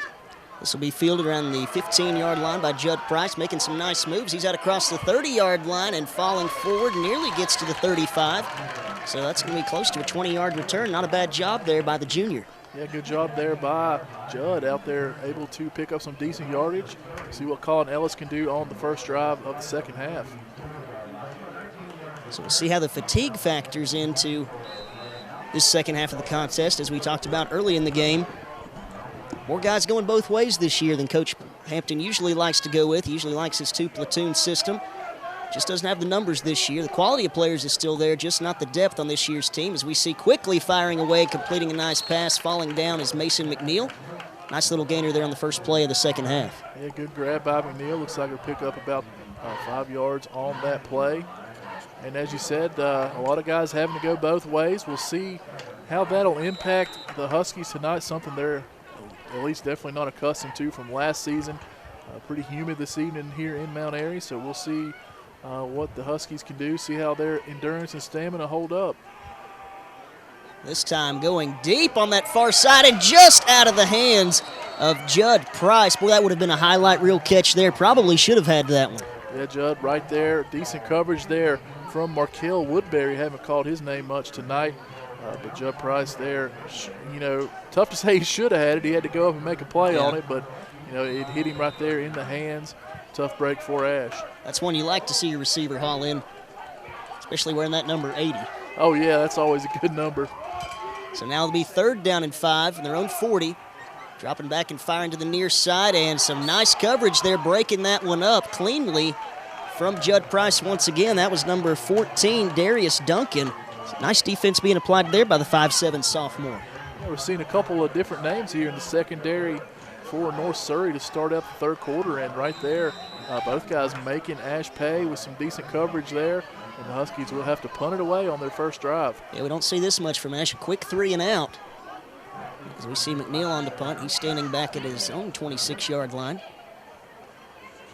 And is he going to fake it? He's running for it. No, he does decide to boot it.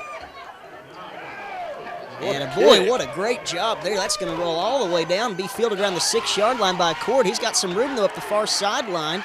And a very nice return there, despite the great kick from Mason McNeil. Yeah, that was a nice little rugby-style punt there.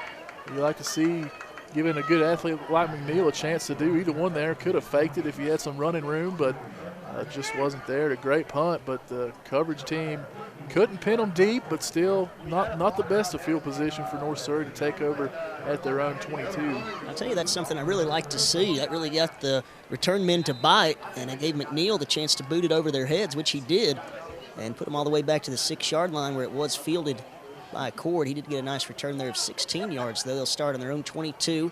Here's a swing pass to the near side. We'll see if Stanley can make it happen with the one-on-one matchup. No doing there, though. Just gets a couple of yards, and there's Garrett Miller once again wrapping up his man in open space. We've said his name all night long. Another terrific tackle. And as he's done most of the night, able to pull him down. And if he doesn't, there's some room there on the edge. But Miller, once again, great technique, great tackle. Able to pull his man down for a 2-yard gain. Looking from the right hash mark on the near side. Handoff, no, he keeps it himself. Great fake, and now throws on the run, finds a court. He's cutting it back to the inside, and he's out across the 40-yard line. Well, that made the defense bite there. Thought he was going for the run himself there on the option. Yeah, he looked like he was going run all the way there and passed back across his body, something you never want to see your quarterback do, but right there was able to benefit the Greyhounds, and Accord able to pick up some decent yardage there and a first down. Move those chains once again for the Greyhounds as they set up shop out across the 40-yard line. And I believe we had a penalty as well? Looks like maybe a personal foul penalty on us there. Looks like a 15-yard walk-off. I didn't even a late hit or something like that. That's a tough break for Ashe. Yeah, sorry to interrupt you there. I didn't even see the flag on the field. But sure enough, it is. They'll tack it on. 15-yard personal foul penalty against the Huskies as we see McNeil coming off the field. So that moves it into Ashe County territory now at the 42-yard line. They'll set up shop 1st and 10, the Greyhounds.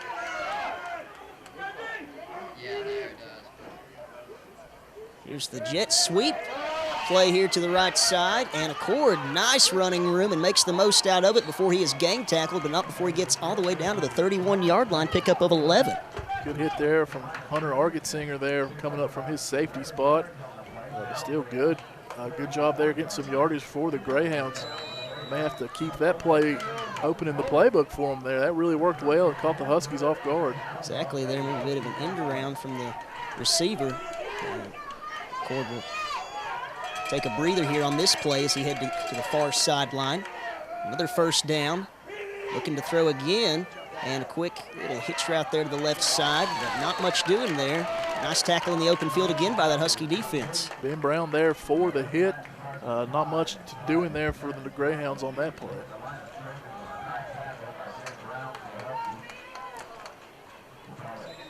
So they call it. Looks like no gain there. It'll stay 2nd down and 10. Just over 9 minutes to go in the 3rd period. Still knotted up at 14, as you can see on the Miller Insurance scoreboard.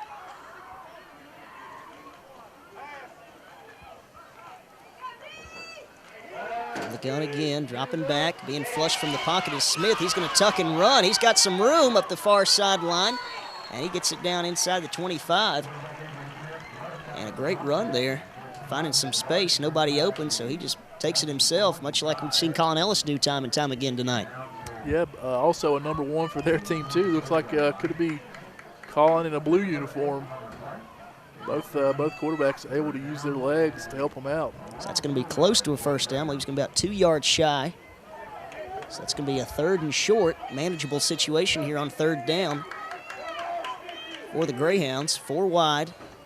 They're going to hand it off up the middle. There goes Avery Smith. He's got tons of room. He's down inside the 10 looking for that goal line. He's going to be stopped short around the 5.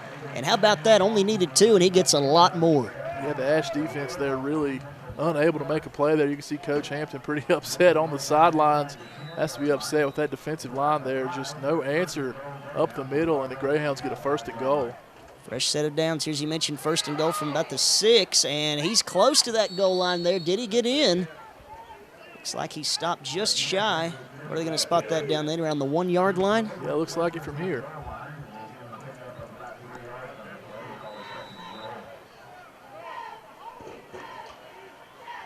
Here comes Big Hamilton into the game. Number 77 for the Huskies. And they may get caught with an extra man on the field, and it looks like they will, but into the end zone goes Smith. We'll see if that is indeed on the Huskies, which I believe it is. And, of course, the touchdown will stand.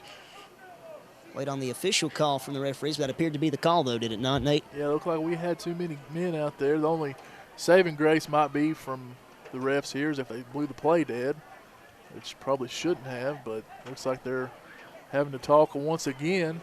So right now, we'll say it's a touchdown. Still waiting on the official signal as we saw Avery Smith take it from about 2 yards on 2nd and goal for a TD. Yeah, you can see North Surry's coach not happy over there, want to know why they blew the play dead, apparently. Looks like they're going to have to line it up again.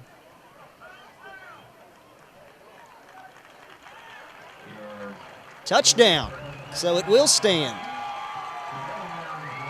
So no reason for Coach Lyons to be unhappy there, as Avery Smith, the other Smith brother in the backfield, doing it there, number 22, with another touchdown here tonight for the Greyhounds, the 5'8 junior, his first of the night. And North Surry takes their first lead of the game at the 8:09 mark, now looking to add one more, make it a full touchdown lead, and it's blocked. Boy, great job there. Jake Richardson coming through once again, much in the clutch, and it'll keep it a 6-point game for the Greyhounds. So they score, can't tack on the extra point. Makes it 20-14, as we just mentioned. And there we see the drive summary. Brought to you by Ashe County Ford. 8 plays, 78 yards. And Andrew Smith took it in from 2 yards out. Just took him under 3 minutes. So a very nice drive there, sustained by the Greyhounds. Yeah, not exactly what the Husky defense was hoping for there. North Surry really executed their offense nicely. Picks up 78 yards in less than 3 minutes, and they take their first lead of the night. Ashe trailing for the first time. See what they can do on offense. Try to get back right in this ball game, and that extra point could mean a lot down the stretch. We have one of the more automatic kickers around, so you never know that that 7 points we could put up could be the game winner here. You never know. Exactly right. Could be a deciding factor. Jake Richardson's been responsible for some big plays tonight. And I believe they're going to tack that penalty that occurred on the play where they scored the touchdown, I guess, on the kickoff. Wasn't sure that could be allowed there, or what that exactly is now the call. Anyway, it's going to be on the Ashe side of the field. See if North Surry goes with any trickery, knowing that they're kicking from the Husky side. So they'll line it up on the Ashe County 45, where North Surry will kick. After taking it down for 6, extra point was blocked, and they'll just boot this one deep. It's going to go into the end zone. No return there. And we've got some contact here, maybe a little extracurricular activity going on this near sideline. Well, that's always a daring play, seeing an opposing player take it into the opposing team's bench. Yeah, that's maybe not the smartest move there. It looked like North Surry's guy quite a bit outmatched there. 5'11", 150 pounds going up against, looked like it might have been Alex Richardson out there. It's quite a big size mismatch. He'd thrown him around like a sack of potatoes out there, Luke Malden. Gotta like the guts, though. So here we go. Huskies coming out, 1st and 10. Ellis keeping this one all the way, working it to the right side, but stuffed almost immediately. Be surprised if he got anything there, maybe back to the line of scrimmage. And that's going to be it.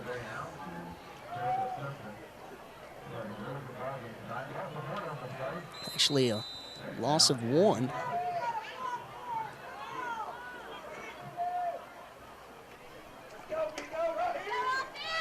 Second down and 11.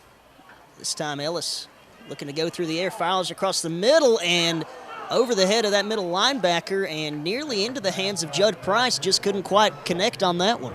Yeah, a good touch on that throw, but accuracy might have been just a little bit off. But you know, that's what you like to see from a quarterback. Middle linebacker dropping back, but still just right over his head, right into where the receiver was, but just couldn't connect on that throw.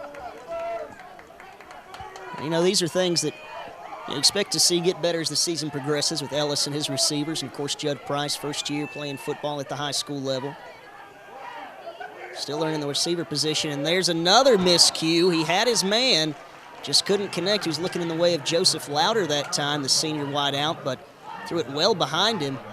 And that's going to be yet another 3 and out for the Ashe County Huskies.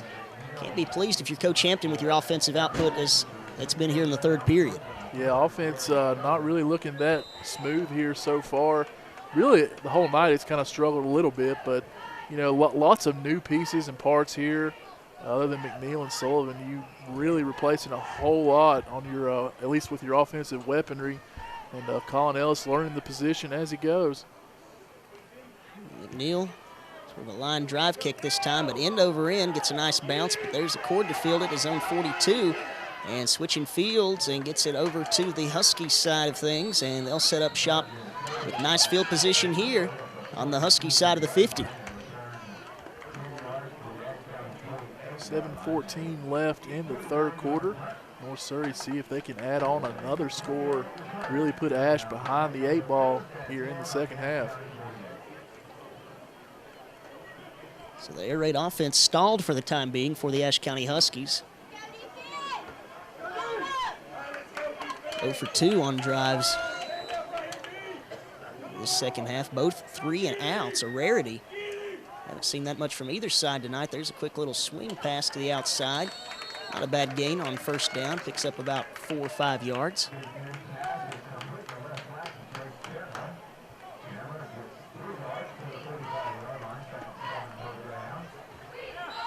Call it a gain of 3, actually. 2nd and 7 now. On the Husky 45. 4 men wide, 2 to each side. Here's a bit of a screen play over to Stanley, and boy, that bottled up quickly on him, did the Husky secondary. Closing in nicely there. Hamilton and Miller, who comes up limping. Good job by the Huskies swarming over that direction. Will keep the defense on the field. Hopefully Miller will be okay. Maybe a 3rd and short here. 3rd down, 4 to go. From the Husky 42, just over 6 minutes to play. The 3rd period. Here's the option. Avery going to keep it himself, and he gets the first down with ease. Runs out of bounds. Nice job by the QB picking up the first and avoiding any contact, getting to the near sideline. North Surry changing it up here in the second half. We've seen him go to that option a couple times. And really Smith twice now unanswered. He's been wide open. Of course, last time saw him kind of throw back across his body. Looked a little awkward, but it worked. And this time, nobody out there with contain on the edge for Ashe. And here's another option, and this time, though, they are not fooled, are the Huskies, and a nice shoestring tackle there by number 55, Ethan Shepard. Yeah, haven't called his name much tonight, but great job getting in there from his, looked like he lined up defensive tackle spot. Good job getting in there, getting a push, and a 3-yard loss.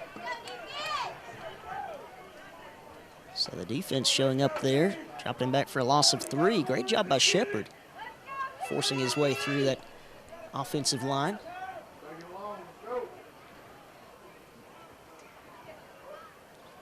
Smith going to the air, fires across the middle, wide open, and hits his man in stride. He's all the way down to the 25-yard line, move those chains. Just way too wide open on that throw for North Surry. Nobody in the area. Gotta think that might have been another coverage bust for the Huskies. Well, I'm really liking what I see out of this North Surry offense in this second half. As you mentioned, really mixing things up a little bit. This appears to be a little bit more of a hybrid air raid offense with the options worked in as well nicely. Now going all the way for the home run ball, and did he hang on to it? No, he did not. Boy, what quite a break there for the Huskies. That looked like a dropped touchdown. You couldn't quite tell who that was on the coverage from here. Might have been McNeil out there in the corner, but he was right there. May have got a hand in there to knock it away before he hit the ground. If so, that was a great play from the Husky secondary. And if it was just a drop, well, we'll definitely take the luck. Yeah, I thought Stanley may have gotten his hands on that. But as you said, McNeil may have got in the way and interrupted that pass.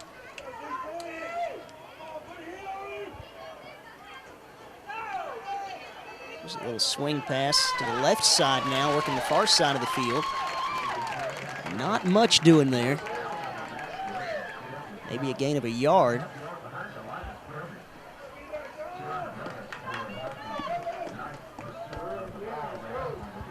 Put it right back where it was. 3rd down, about 10 yards to go. Ball on the Husky 25. Let's start looking to tack on 6 more. There's the throw to the, cutting across the middle there, looking for his man, but well behind him, and that's going to fall incomplete, looking in the way of Carson Todd that time. Looks like both of our safeties right there, Argesinger and Matt Greer, in good position right there. That throw would have had to have been a perfect throw on the money, and definitely was not to bring up a 4th and long. So 4th down, a little over 10. 4:34 on the clock. North Surry with the lead and the ball in this 3rd period. Leaving that offense on the field. Don't blame them, got to go for it here. this deep in your opponent's territory. And a high throw will be a turnover on downs, looking for Colton Accord, and just didn't have the accuracy there once again, did Smith. Yeah, you can tell Accord a little frustrated on that one. He was open, but Avery Smith's throw sailed quite a bit on him there, and will be a turnover on downs. Good stand by the Husky defense. Another one of those bend but not break defensive stops. And maybe a little bit of luck as well. Yeah, especially if we didn't get a hand in on that play in the end zone. Couldn't tell from our vantage point, but we'll definitely take it. So now Colin Ellis looks to straighten things out. Huskies still looking for a first down in the second half, and it looks like they're going to get it and then some. Here's McNeil shaking off defenders left and right, finally forced out of bounds, but not until he gets it all the way up to the 46-yard line. First down, Huskies. And there's Surry continually trying to cover McNeil with just one linebacker, and that's a mismatch all day long. Chase Summers probably a good athlete. We've seen him on both sides of the ball, but he's just no match for Mason McNeil, especially on the crossing route. So give him a first. 46-yard line now. Looking back again, out of the gun, firing across the middle, and finding his man wide open is Colin Ellis, that time complete to Grant Thompson. I believe that's his first catch of the night. Yeah, and another big target for Ashe to throw to. He's got some size to him out there, listed at, I believe, 6'2". Big-time target. See if they can work him into the offense more. He could be a big play threat, especially in the red zone. So another first down for Ashe County. The North Surry 43-yard line. This air raid offense taking flight again. Here's setting up the screen play. Sullivan got some room inside the 40, the 35, the 30 before he bowls over a couple more guys on his way to the turf. And another first down for the Huskies. Great play call there from Coach Hampton and the crew. Really caught the North Surry defense off guard with that screenplay. A big-time job by Sky Sullivan, able to catch the ball and pick up some big yards inside the Greyhound 30. Nice to see some play calls mixing up here for the Husky offense. Now down to the 29-yard line with a fresh set of downs.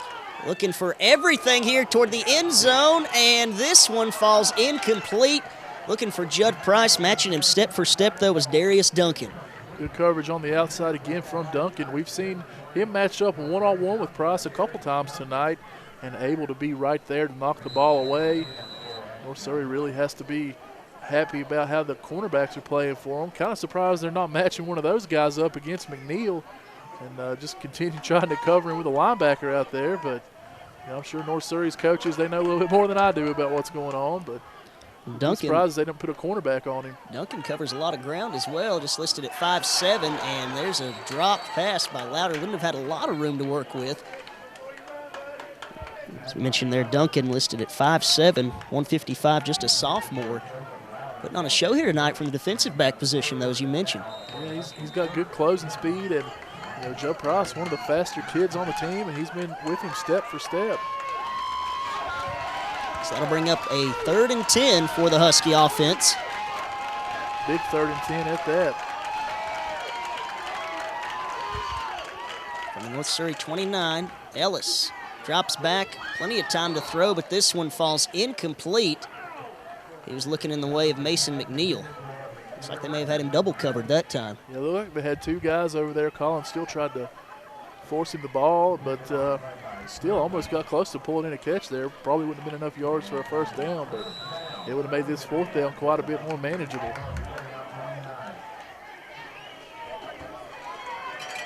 From the 29, we've seen the Huskies from the 30 on 4th down, unsuccessful earlier in this game. They'll try their luck again. Nice throw there from Ellis, maybe led him just a bit too much. Did he get the foot in? And it doesn't look like he did. Boy, a great effort here on the near sideline. It's no fault from lack of effort, but that's going to be a turnover on downs for the Huskies. Yeah, good stand by North Surry this time on a 4th down. Ashe had a chance to get the equalizing score, but the Greyhounds, as you said, bend but don't break. That was their philosophy on that drive. Gave up a couple of big plays. But down here near the red zone, they really buckled down.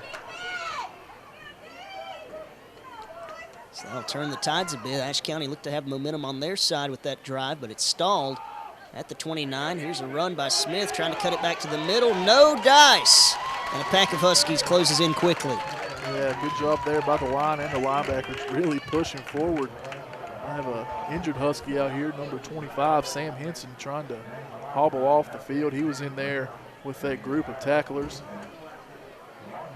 We've seen a few guys come up here limping a bit tonight. Garrett Miller, one of them, and Sam Hudler there toward the end of the first half. Sophomore John Revis checks into the ball game here, number 44. Smith rolling out, throwing on the run, finds his man on the far sideline, working it up that far sideline too, is a Cord, I believe. And he's got the first down and then some. We saw that option rollout once again, and Ashe not really figuring out how to cover that play right now. Another wide open toss to a Cord, and he makes it look easy. Yeah, but another man down now. Still not up from that one. Took a lick there after making a nice catch and some nice football moves to go with it up the side. Tightrope in there to get that first down. I believe that was Colton Accord. Keeps the drive alive. Got to hope he's all right, though, here at the 2:20 mark now. North Surry has the advantage at the moment, 20-14 with the football, looking to keep this drive going and tack on another score. Of course, the ever-opportunistic Husky defense looking to pounce, make a big play here and change the momentum back in their favor. Well, what a great way to kick off the season this year, Nate. Very entertaining matchup to this point. Yeah, both teams really slugging it out here. Much similar on offense and defense. It's been a really competitive ball game. This time the handoff to Smith. Gets it out across the 45.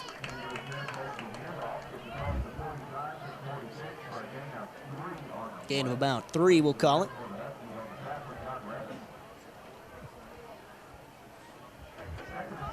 Second and 7, now under the 2-minute mark in the third quarter. Still plenty of time in this ball game. Just a 6-point deficit for the Huskies. Don't want to press too much.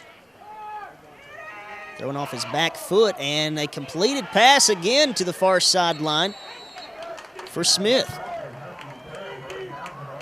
Nice little curl route, and it nets them a first down. But another player looks a little slow to get up. That's an injured Husky player on the far sideline.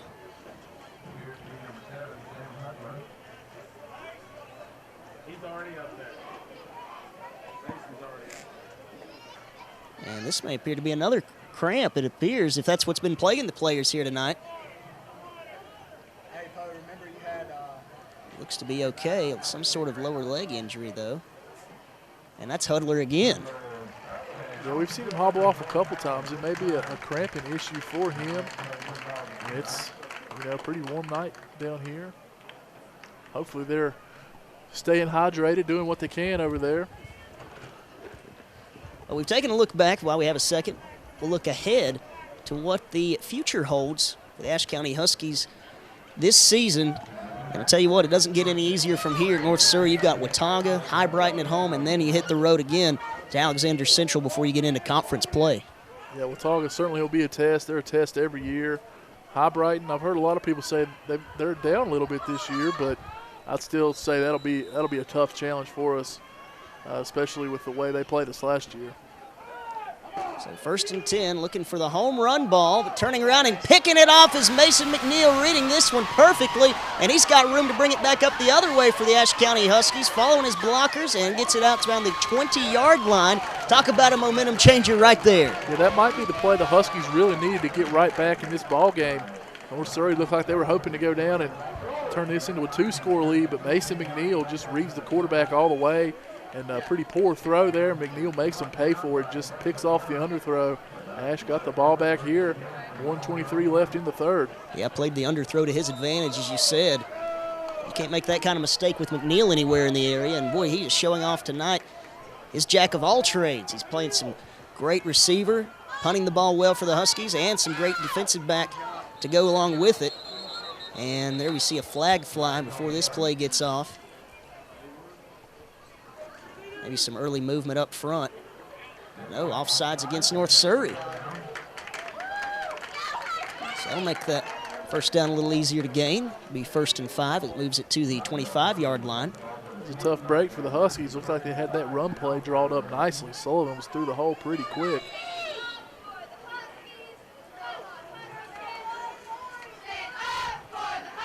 See if they try it again. They do. And Sullivan taking men with him, bowling them over. And he's out across the 35, or excuse me, across the 25 now. That's about the 26, 27-yard line. Picks up a couple there. Bring up 2nd down and 3. Inside a minute in the 3rd quarter. North Surry on top, 20-14. Ashe County looking to counter. Get to put up any points in this 2nd half. Nice throw, stepping up strong and slinging it out to his target, Louder on the far side, and that's going to be enough to move the chains. Nice execution there from the Huskies. A nice grab by the senior, take a little pressure off McNeil and Price out there. You get another 3rd guy in here catching some passes. That'll definitely help Colin Ellis. The more the merrier in terms of offensive weapons, as you said. Louder coming up with a nice grab.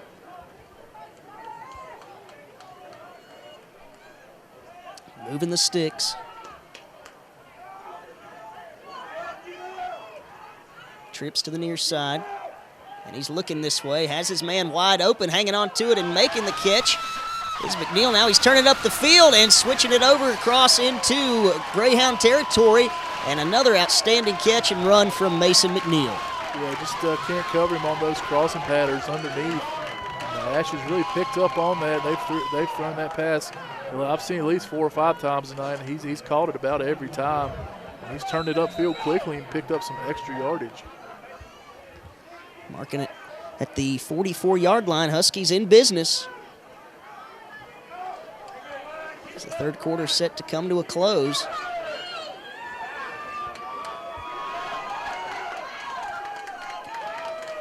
Shotgun snap to Ellis. He's looking to that far side. Finds his man, but it's dropped. Louder had it, and it just falls right out of his hands.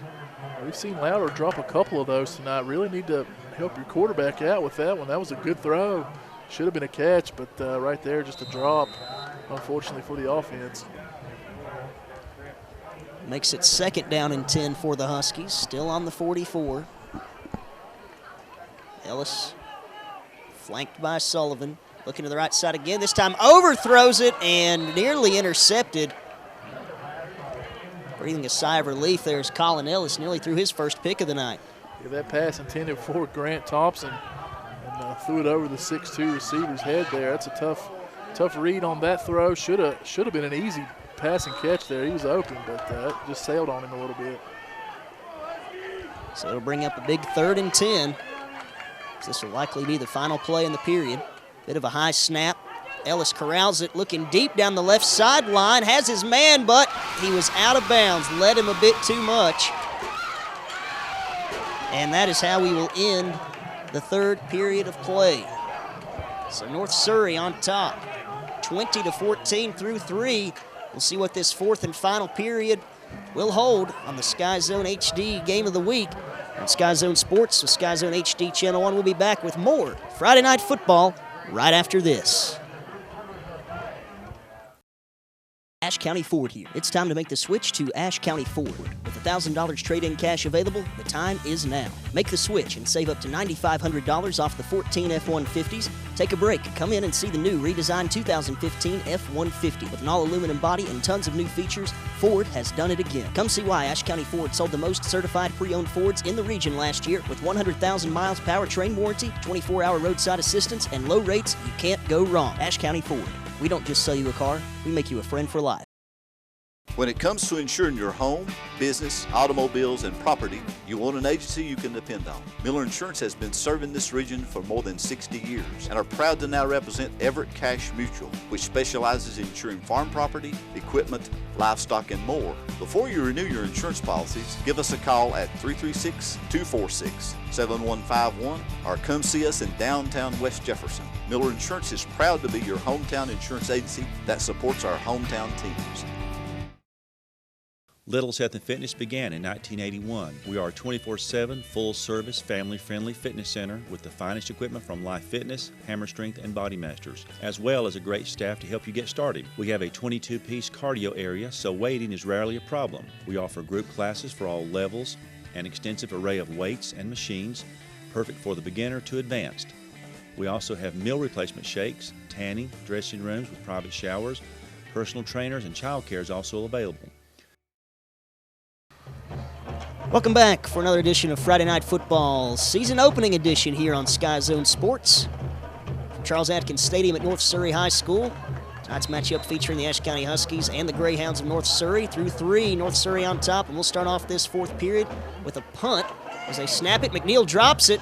Can he get it off? He's going to have to tuck and run, and still on his feet trying to find some room, cuts it back, but nothing doing, and a bad decision there, or I shouldn't say decision, just a bad mistake that time, and a costly one at that. For Mason McNeil, you had a chance to pin those guys within their own 20. Instead, you give them the ball on your 44. I couldn't quite tell if that was a bad snap or just a miscue catching the snap, but either way, tough break for Ashe. Really a big mistake there. Could have pinned them back, but instead North Surry going to have good field position. And here in the fourth quarter, the clock's starting to become an enemy for the Huskies. And North Surry having a lead, that certainly doesn't help. We talked about it at the top of the game. Clock management could be a key. Well, now North Surry's got a chance to eat into that clock here with the ball. Play action. Oh, he's going to keep it himself on the option, actually, and he's going to run it out of bounds as Smith on the QB keep. Gets it inside of the 40-yard line. Nice little scamper there on first down. Good quickness there from Smith. I'm sure North Surry really pleased with what they're seeing so far. Their first year with the air raid offense, and Smith putting up some big numbers with his feet and through the air. Second down and 7. And they're going to run it once again. This time he will hand it off. Bottled up almost immediately. May have been able to fall forward for a yard, maybe 2 at most. Did Andrew Smith. That Smith duo, pretty lethal combination there in the backfield tonight for the Greyhounds. Lots of speed and quickness back there. They've shown it multiple times, able to bounce it outside. And, the running back there, Andrew, he's pretty small there, about 5'8". He makes it tough for defensive linemen there to see him sometimes going through those blocks. So it'll be a big third down and 5. Can the Husky defense make a stop? And they cannot. Hitting the hole with authority was Andrew Smith once again, and wiggles his way forward to move those chains. North Surry doing exactly what they wanted to do on this drive. They pick up a first down, and they've done it all on the ground so far, keeping that clock going with the lead here. Ashe really up against it now. Need to make a key stop. Swings it out here to the near side, and finally, boy, had to tackle him on his shoulders there. Comes in Jake Richardson. He's been all over the field tonight. He has, and Garrett Miller right there with the first hit once again. Replacing a couple of cornerbacks last year, and Zach Uten and Kenny Reed were going to be a problem, but this year Garrett Miller, big time right here tonight with several one-on-one matchups, making tackles. Haven't seen him in coverage a whole lot. They haven't really picked on him, but he's made some great tackles on the edge. Loss of a yard. Makes it 2nd and 11. Nice play by the defense, as you said there, especially Miller and Richardson combining for the stop. There's a pass to the far side, and unable to hang on to it, and just for extra measure, a nice hit laid on after the fact. Good job there by Ashe being in the right place. Even if he would have caught that ball, not much to do with, or not much ground to gain with that one. Going to be a 3rd and long. Ashe could really use a stop right here. I believe that was Garrett Miller. Applying the extra hit there just for precautionary reasons. Makes it 3rd down and 11. Ashe County needing a stop here. Just over 10 minutes to play in this 4th period, trailing by 6. 4 wide set. Smith with Andrew Smith to his left. Firing it to the left side, and first down and then some. Accord's got some room, still on his feet, but they say he stepped out of bounds back at the 14-yard line, and that'll do enough to move the chains. We see another Husky player, though, down with cramps, it appears. Yeah, it looked like Hudler again. He was in coverage there, and after he made one cut, he went down. That was just a tough break for Ashe. Accord wide open due to the cramp, hitting Hudler at the wrong point. And he's really struggling with them tonight. I think this is the third time he's went down with some cramps. Need to find some bananas over there. Get some Gatorade. That's exactly right. Got to find something to fight these cramps. It's going to be an injury stoppage here for the Huskies. Trailing by 6. 10:02 on the clock. It's going to be a 1st and 10 when we resume play. As you see there on the Miller Insurance scoreboard. Proud to bring you Husky football once again here on Sky Zone Sports. Nate, it's a young Husky squad this year. They're trying to earn their stripes here tonight, though. Yeah, certainly. We do have a few seniors out there providing some leadership, but really we've got a lot of juniors and several sophomores as well we've seen on the field tonight. You know, we've got McNeil out there. He's a key senior on offense, but Sullivan, Ellis, Price, all those kids, juniors out there trying to learn on the fly, their first varsity experience. And all in all, you know, they've done pretty well. They've had a few miscues here and there, but you have to be really pleased. And, of course, how about Jake Richardson, sophomore out there, just really, you know, busting some people up. And Tristan Jones, we saw him last year as a sophomore. He's continued to grow as a junior, really been a key man on the defense.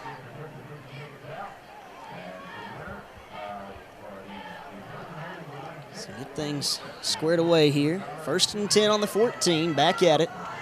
North Surry working right to left. There's a little toss, Cord, speed to go with it. Man, oh man, he's made some great catches. And there he is on the run with the little toss sweep, and he gets down in there inside the 10-yard line.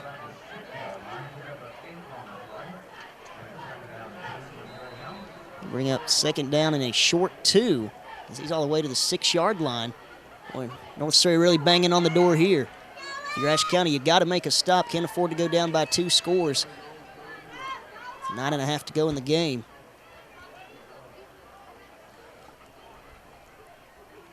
North Surry in no hurry to snap it.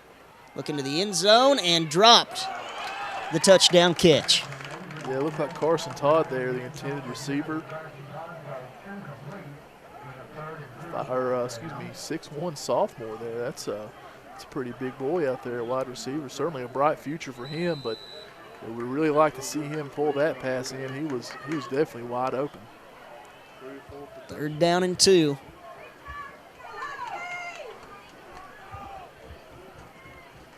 Buckle in, sports fans. And there we see Smith handing it off, and the other Smith doing what he does best, plowing ahead and picking up the 1st down. That'll set up 1st and goal as we approach the 9-minute mark here in this 4th and final period. Got senior Josh Hamilton in there on the tackle, able to keep him out of the end zone for now, but not looking too good for Ashe here. Down at the 2-yard line, really need to try to figure out how to force a turnover or got to keep him out of the end zone 1. From the 2, 1st and goal. Hand off again, cutting it to the right side. Did he get in? Waiting for the signal. And it doesn't look like they're going to get it. So just shy, probably by about maybe a shoelace. Can't be much. 3rd down, and we'll call it less than a yard. Or excuse me, 2nd, excuse me there. 2nd and goal from inside the 1. See if they keep it on the ground here. This time on the option, Smith keeps it himself and falls into the end zone for a touchdown. And that one might be the nail in the coffin. Yeah, that might be a backbreaker here for Ashe. You know, last year, down 2 scores, not a big hurdle for the Huskies, but this year, you know, tonight may be a little bit different story. Plus, you got to give credit to the Greyhound defense pitching a shutout here in the 2nd half. That's exactly right. That's a feat in itself, keeping the Huskies out of the end zone here in the 2nd half up until this juncture. We've still got over 8 minutes to play, so can't write off the Huskies just yet, but they've got to find some answers quickly. Now the PAT attempt, no good, wide right. So unsuccessful on both of their PAT attempts in this 2nd half. The first one was blocked. So we take a look at the Ashe County Ford drive to the end zone that time. They were really able to eat up some clock. 11 plays, 44 yards is all they had to go. Burned over 3.5 minutes, and Smith took it in himself finishing off that drive. Yeah, we saw them keep it on the ground quite a bit, but still when they need a couple of big plays, they went to the air. And it was Colton McCord there for the answer. Really a backbreaker there, that big pass that Hudler came cramped up on, but just a tough break there for Ashe. It's really set the Greyhounds up in great field position near the goal line. Tell you, here in the second half especially, Surry's done a very nice job of converting on those 3rd and 4th down situations, extending these drives and keeping them going. Yeah, they have, games really come down to how you convert on 3rd down. That either keeps your defense on the field or it gets your defense off the field. And tonight it looks like Ashe they've just really struggled a little bit. Could be a little tired out there, could be worn out. Obviously, we've had some cramping issues, and the little humidity down here might be an issue, but they've looked kind of tired at times. And I'm sure Coach Hampton, he may preach some discipline and some how much getting in shape means to these kids after the game, but it's tough having to play both sides of the ball, and you haven't for the last couple of years. So here's the kickoff. It'll be fielded on the 10-yard line by Price. Showing off some nice moves here. Gets it all the way out to the 40-yard line. So here we go, setting up shop with some nice field position. Will be the Huskies with just over 8 minutes to play in this 4th period. Another good return for Price. We've seen that a couple of times tonight, setting the offense up with some pretty good field position. And we'll see what Colin Ellis can do. He's growing as a quarterback. We've seen him make some good throws. We've seen him off a little bit. But one thing's for sure, he's a great athlete, and he's got a really good arm. We'll see what he can do here for the Huskies in the last 8 minutes. Still plenty of time for the Huskies to make their move. Got to do it now, though. It's do or die time for Ashe County here if you don't get something going on this drive. Ellis dropping back, plenty of time to throw, fires it out, and a nice reception there by Judd Price.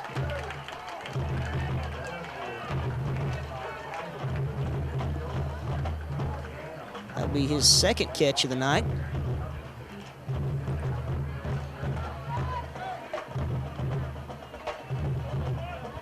Almost a 1st down, about a yard shy.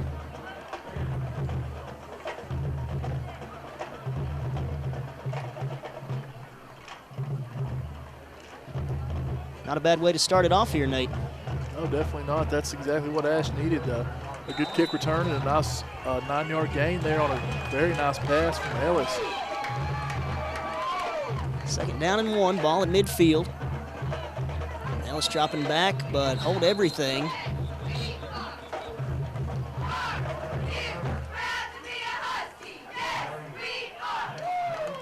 That's going to be a penalty going against Ashe County.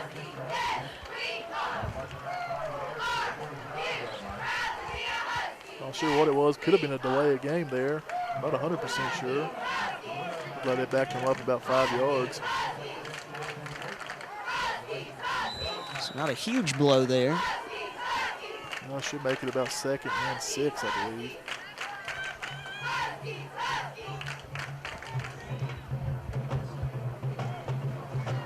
So back him up to the 45 now. 2nd down and 6. 3 men to the left. He's looking that way. Has his man wide open. And right back where they were before, actually just across midfield. And that was Grant Thompson with another catch. Good catch by the sophomore. I'm sure he probably would have liked to have won the starting quarterback job, but he went out there playing hard on the offensive side of the ball. We've seen him make a couple of good catches tonight as well. So that gets Ashe very close to that 1st down marker. Are they going to call for a measurement? And indeed they are. Bring on the chain gang. Can't tell from here. That's definitely going to be close. And we're going to get a measurement. It's across midfield. That's about all we can tell you from here. Right on that Greyhound sideline. So hold everything. 6:58 on the clock. 26-14 as you see. Miller Insurance scoreboard. Surry with the advantage. We'll stretch out the chains. We'll see if Ashe County gets to continue this drive right now. We'll have to hold everything for just a minute. Wow. That looks to be well shy.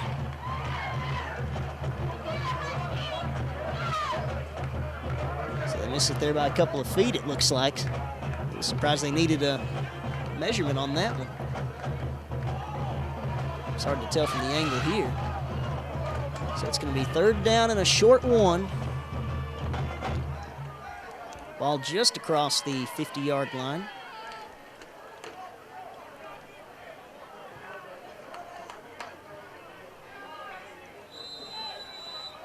Ashe County got to pull something out of their hat here.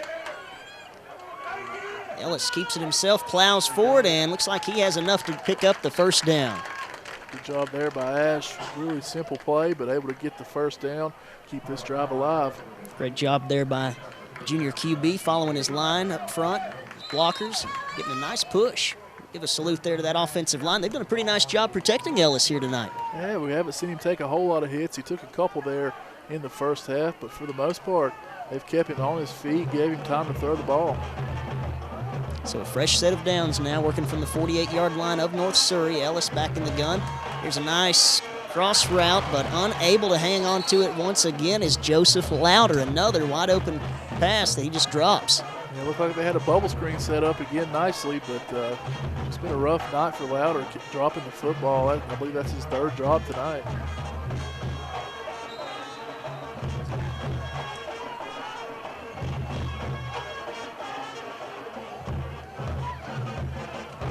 So it'll be 2nd down and 10 to go.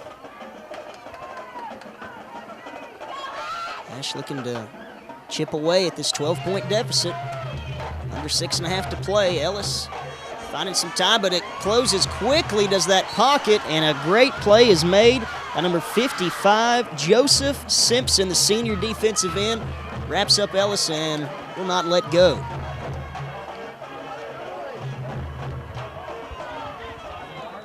Puts him down with authority. That'll move it back to Ashe's side of the field. That's a tough hit there for Ashe County. That's a big loss in a key situation, but good job for Simpson. He got in there and made a big play for the Greyhound defense, forcing a 3rd and long. 3rd and 15 as Ellis drops back in the gun. He's closing in on him again. Some nice blocking, though. Ellis trying to do it with his feet. Still going. Now he cuts it back to the middle. He's across midfield inside the 45. Still pushing his way forward all the way down to the 41-yard line.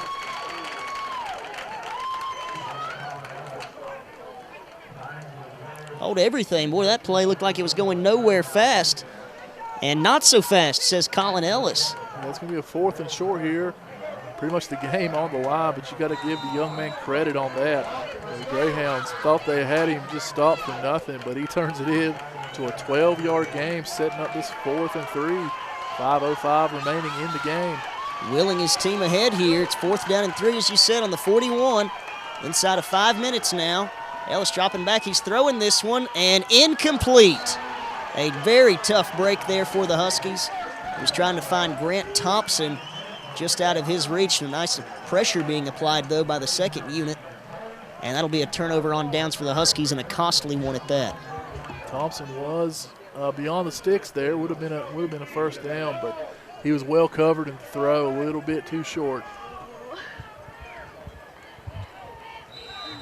So it'll be upon the Husky defense to make a play here.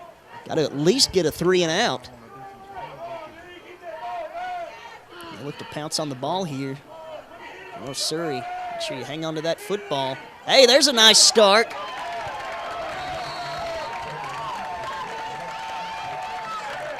Quick burst there off the line. Tristan Jones. Haven't called his name a lot tonight, but man, the junior stepping up and making a big-time play in the backfield. Yeah, he really exploded onto the scene last year, how well he played. And right there, that's a glimpse of what we saw last year, making some big-time moves and big-time tackles. Loss of 3. Makes it 2nd down and 13. Smith firing out to the right, finds his man. But nice job of limiting him to the catch and nothing more. Good open field tackle again. Garrett Miller in on that tackle.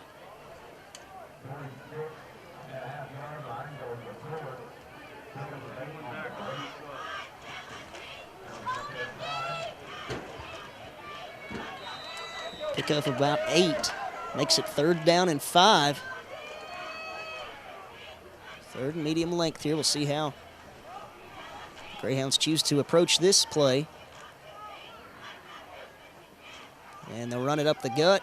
Smith stopped, but look at that. Carrying 2 defenders with him, gets all the way to midfield. It's going to be close. As you said, it is close. I believe they are signaling for a 4th down.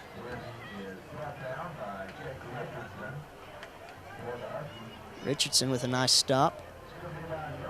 And looks like he's going to be just shy. What do you do here if you're North Surry? And the playbook always says to punt it away this late in the game, but 1 yard and the way they've been moving the ball, it's awful tough not to think about going for it. And a first down here would Ashe would have to burn all their timeouts if they get a first down here, no doubt. But if you punt it, you can't really go wrong. Your defense has shut Ashe out in the second half, so Coach Lyons is going to call a timeout. Think about it here, and all the options are on the table for him. So a timeout on the field from Coach Lyons in North Surry. It is a Little's Health and Fitness timeout. Little's reminding you to take time out of your day. Head down to West Jefferson, get some exercise in at Little's Health and Fitness Center. Also get your dancing in there as well. So we stand here at 26-14 with 2:49 on the Miller Insurance scoreboard. It's going to be a 4th down and 1, ball right on the midfield, maybe just on North Surrey's side. And this is a big-time play right here. We'll see what North Surry decides to do, if they'll line up and try to punt, or if they'll line up with the offense and try to draw Ashe off sides. Yeah, Lyons has everything he needs right here. He's got plenty of calls to go to. We'll see what he decides to do. Couldn't fault him if he decided to punt it, but man, that's barely a yard. It's tempting not to go for it. Looks like he's going to. So the offense stays on, and he's going to line up under center. We've yet to see this, and it's just the old QB sneak getting behind his line, and what a push. Still going inside the 45. And with that one, that may just about do it here tonight. That's nice when you get an offensive line push like that, turn a quarterback sneak into almost 7 yards. She said didn't even need one, pick up half a dozen plus.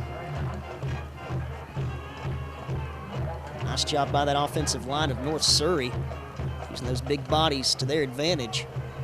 Under 2.5 now, with a fresh set of downs, ball on the Ashe County 42. And they'll just hand this one off again, and Smith will fall forward right around the 40-yard line. See if Ashe starts calling timeouts, and it appears they will. Now we've got an injured player on the field. It looks like maybe some more cramps there, Nate. It's definitely been an issue for Ashe County tonight. Seen some guys come up a little gimpy from time to time. As you said, it's not a cool night by any means here at North Surry. No, it's definitely, we've had hotter nights though for season opening games. I remember a couple years ago we were down here. It was pretty warm down here. It's not quite that muggy and warm, but it's definitely not cool mountain air either.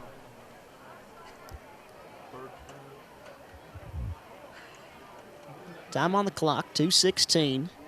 You're tuned in here to the Sky Zone HD Game of the Week on Friday Night Football. Ashe County Huskies, of course, got off to a hot start last season. Looking to do the same here. The air raid offense, though, has been grounded in the second half. And that's been an unusual side here from what we've grown accustomed to with this new offense in place. With the Ashe County Huskies, that's Kendall Richardson. Got to hope he's okay, because there's your big leg. Yeah, in addition to a big body. Hope that arm's okay. Definitely not moving that one at all. Yeah, it may be an upper body injury, as you said, instead of a lower body. Hard to tell. Hopefully he'll be all right. Let's get back to the action.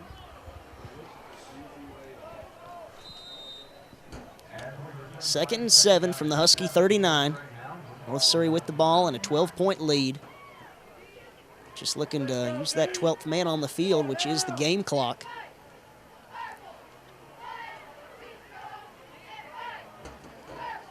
As that clock starts to tick away again, they're in no hurry to get the play off any quicker than they need to.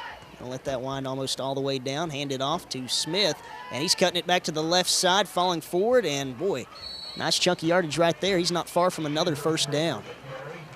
And Smith carrying a Husky tackler there. It looked like number 27, Ben Brown, out there trying to pull him down, but Smith was not going to be denied on that carry.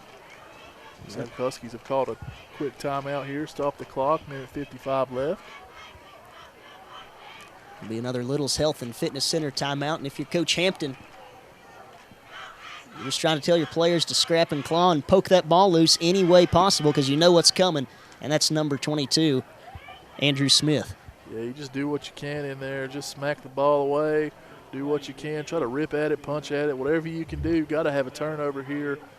It's tough thinking about getting 2 scores here in 2 minutes the way Greyhound defense has been playing. It's certainly not impossible, but definitely have to get a stop here. It's 3rd and 3.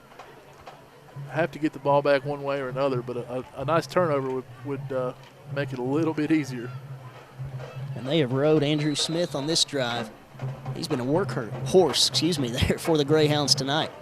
He has certainly not going to be denied. He's carried some Husky tacklers for a few extra yards as well. 3rd down and 3 on the Husky 35. Huskies got to come up with something here to get a stop. And there's a nice start, stood up as soon as he got the ball, and that's big. Josh Hamilton making a play. Yeah, we've seen Josh in and out of the game tonight, and right there, one of the reasons why he's been so important to the Huskies on that defensive line. He's a big guy out there filling up the middle, and he's certainly earned his keep tonight. Clogging up that space.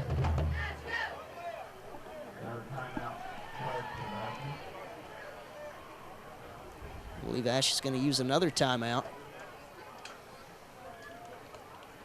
It's that clock stopped with 1:48, so 4th down and 3 will be upcoming for North Surry. And if you are Coach Lyons in this instance, you just keep it on the ground and pound away, or do you bring on that punting unit and try to pin Ashe even farther back in their own territory? It's a tough call. I wouldn't blame them if they punted it. See if you could really pin them deep inside the 10 would be the ultimate goal. But, you know, the way they went for it earlier, yeah, it's 4th down. You could see them even pull out a pass play here. Once the play's over, the clock stops either way, whether they run it or pass it. So who knows? We could see Lions pull out the old air raid attack and put it in the air for 3 yards. Offense is on the field for the Greyhounds. 3 yards to go. Looking for the 32-yard line, which would really put the final nail in the coffin if you're Ashe County. He's going to roll out. Looks like he's going to throw it. No, he's going to tuck and run it, and he picks up the 1st down, but he does go out of bounds. And there is a flag on the play. You called it there. Some laundry on the field as well. See if that's in the way of holding. If it's on Ashe, this game's pretty much over. Only 1 timeout left.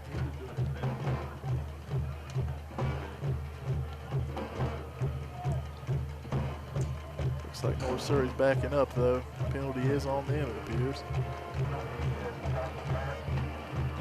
So back them up. 5-yard penalty. Looked like may have been lined up wrong. Couldn't tell for here, but. So we'll do it again. This will be 4th down and 8 now with 1:41 in the game. Ball on the Husky 40-yard line. North Surry in complete control, though, at this point, up by 12. Offense stayed on the field. Feel like they may try to go to the air once again. Empty backfield. And another penalty marker goes down.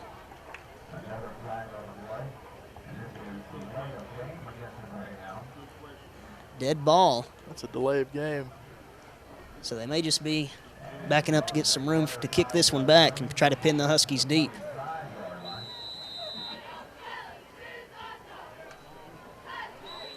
And we're going to have another timeout, this time by North Surry. They'll take a Little's Health and Fitness timeout.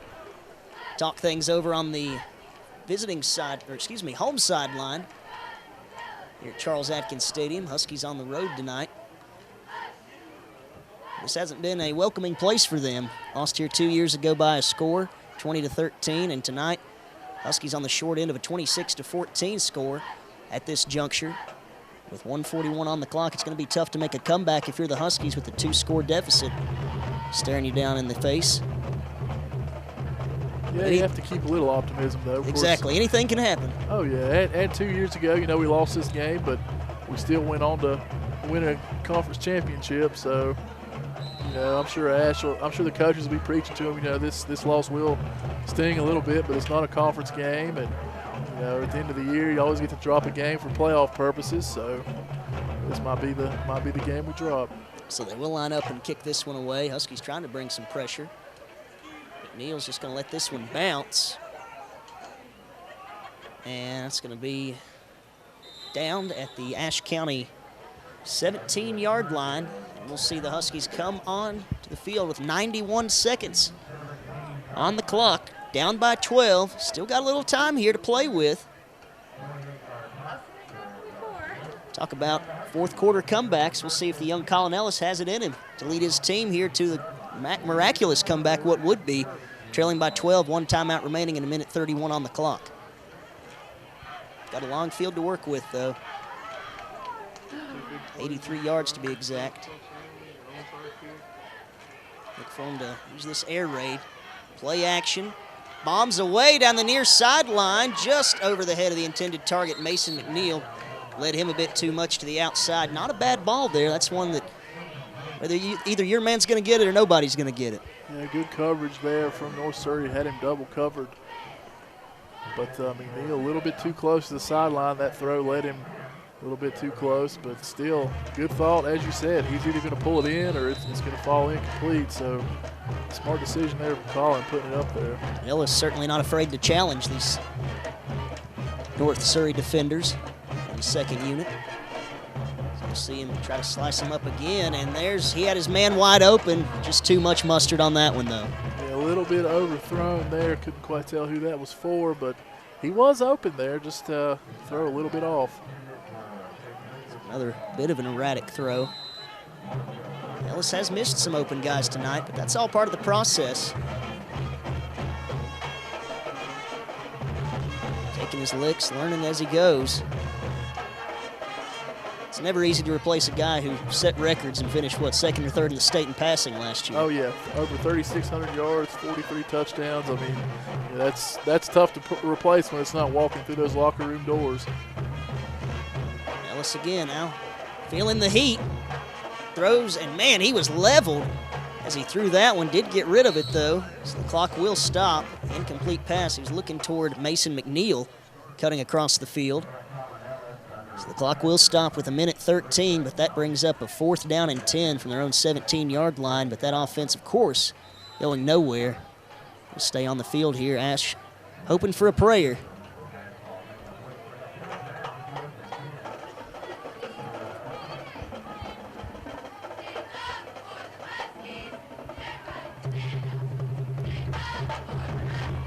Come down to this right now, 4th and 10. Got to make this. Here's the snap to Ellis. Firing downfield at pass. In and out of the hands of his receiver. And that'll do it here for tonight. Looked like that was intended for Jake Richardson out there. Tough drop there. Would have kept the series alive. But unfortunately, looks like this is how the ball game is going to end for the Huskies. So barring a complete miracle, this one looks to be in the books with 1:09 on the clock, and North Surry with a 12-point lead in the ball on the Ashe County 17-yard line.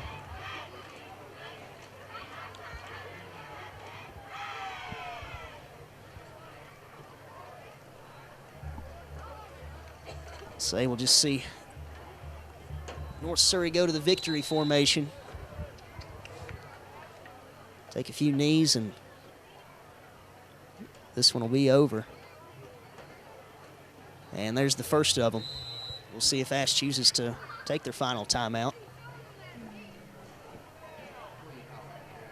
Doesn't appear so for Coach Hampton and the Huskies.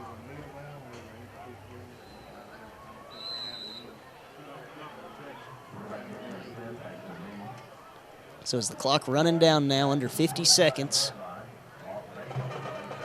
North Surry will just take another knee, and this ball game will be over. May have to take 2.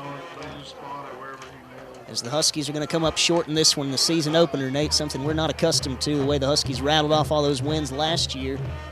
But as we mentioned, it's a new year and a new team, but You take some good things away from this one as well. 26-14 is going to be your final score here for the new look Huskies. Yeah, definitely.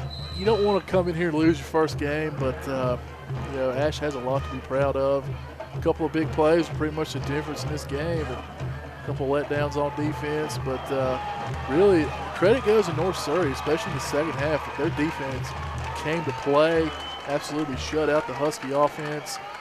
And, Ashe, they'll build on this. They're a young team, first experience on varsity for so many of these kids. And hopefully they'll be ready to play with Watauga.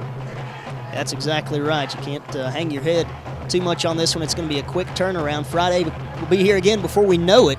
And the Huskies going to be back at home for the home opener for the 2015 season. We invite you to stay tuned in next week for the broadcast. And looking forward to that matchup. The Huskies losers here tonight, though, coming up short.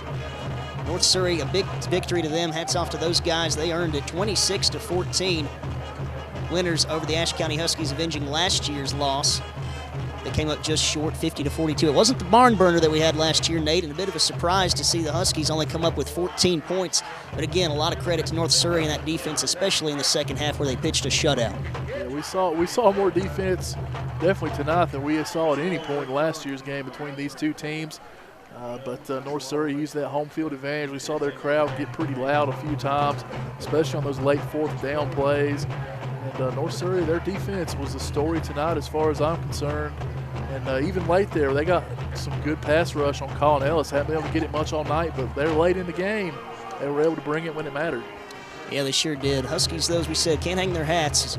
He said a big key, too, was the big plays, which Ashe County was not able to limit as much as they would have liked, and it cost them. As we take a look now, I've done the final tallies. Tonight's top performers first for the home team, the North Surry Greyhounds. Colton Accord, how about a game for him? 11 catches, 204 yards, and a touchdown.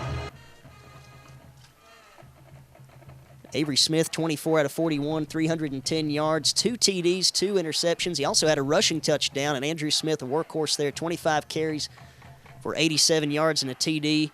And Reed Stanley, he had a nice job as well when they weren't keying in on Colton Accord. He made 7 catches, 51 yards and a TD on his own. Yeah, that's 3 good athletes out there with Andrew Smith, Reed Stanley, and Colton Accord. And I tell you, it's tough to defend 3 kids like that. Ashe really had that going last year with Ellis, Blevins, and McNeil. So they get a dose of their own medicine, unfortunately, this season at North Surry. And for the Huskies tonight, Colin Ellis, accuracy not really there, 16 of 42, but 236 yards and a touchdown. Most of all, no turnovers for him. For Mason McNeil, what do you expect from him? He always brings it every night. 9 catches, 167 yards and a touchdown, and even added that interception on defense. Sky Sullivan, 4 carries, 31 yards and a touchdown. Joe Price had 2 catches for 29 yards, and on the defense, Matthew Greer, his first game with the varsity team, added an interception. Yeah, we don't have stats officially for the defense, but just like to give a couple of guys some big recognition here tonight as well. Garrett Miller did a nice job on the edge, as we called his name all night long.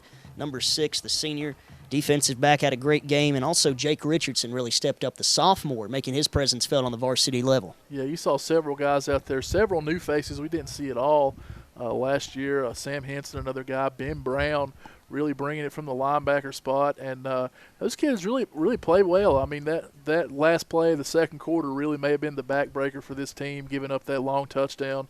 It just seemed like there in the second half they just couldn't ever bounce back from that play, but lots more games left to be played, and these kids, they'll bounce back. Coach Hampton will have them ready to go.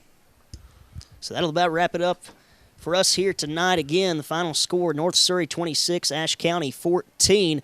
Ashe County will look to get it back on track next week against Watauga. Last year, instant classic game. The Huskies came out on top 16-13. They'll look to keep things rolling along there in that rivalry matchup as they look to get a big victory at home. Played them tough 2 years ago. Probably should have gotten the victory then.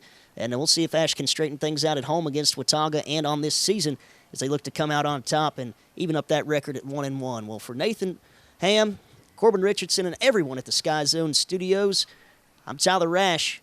For Friday Night Football, thanks for watching.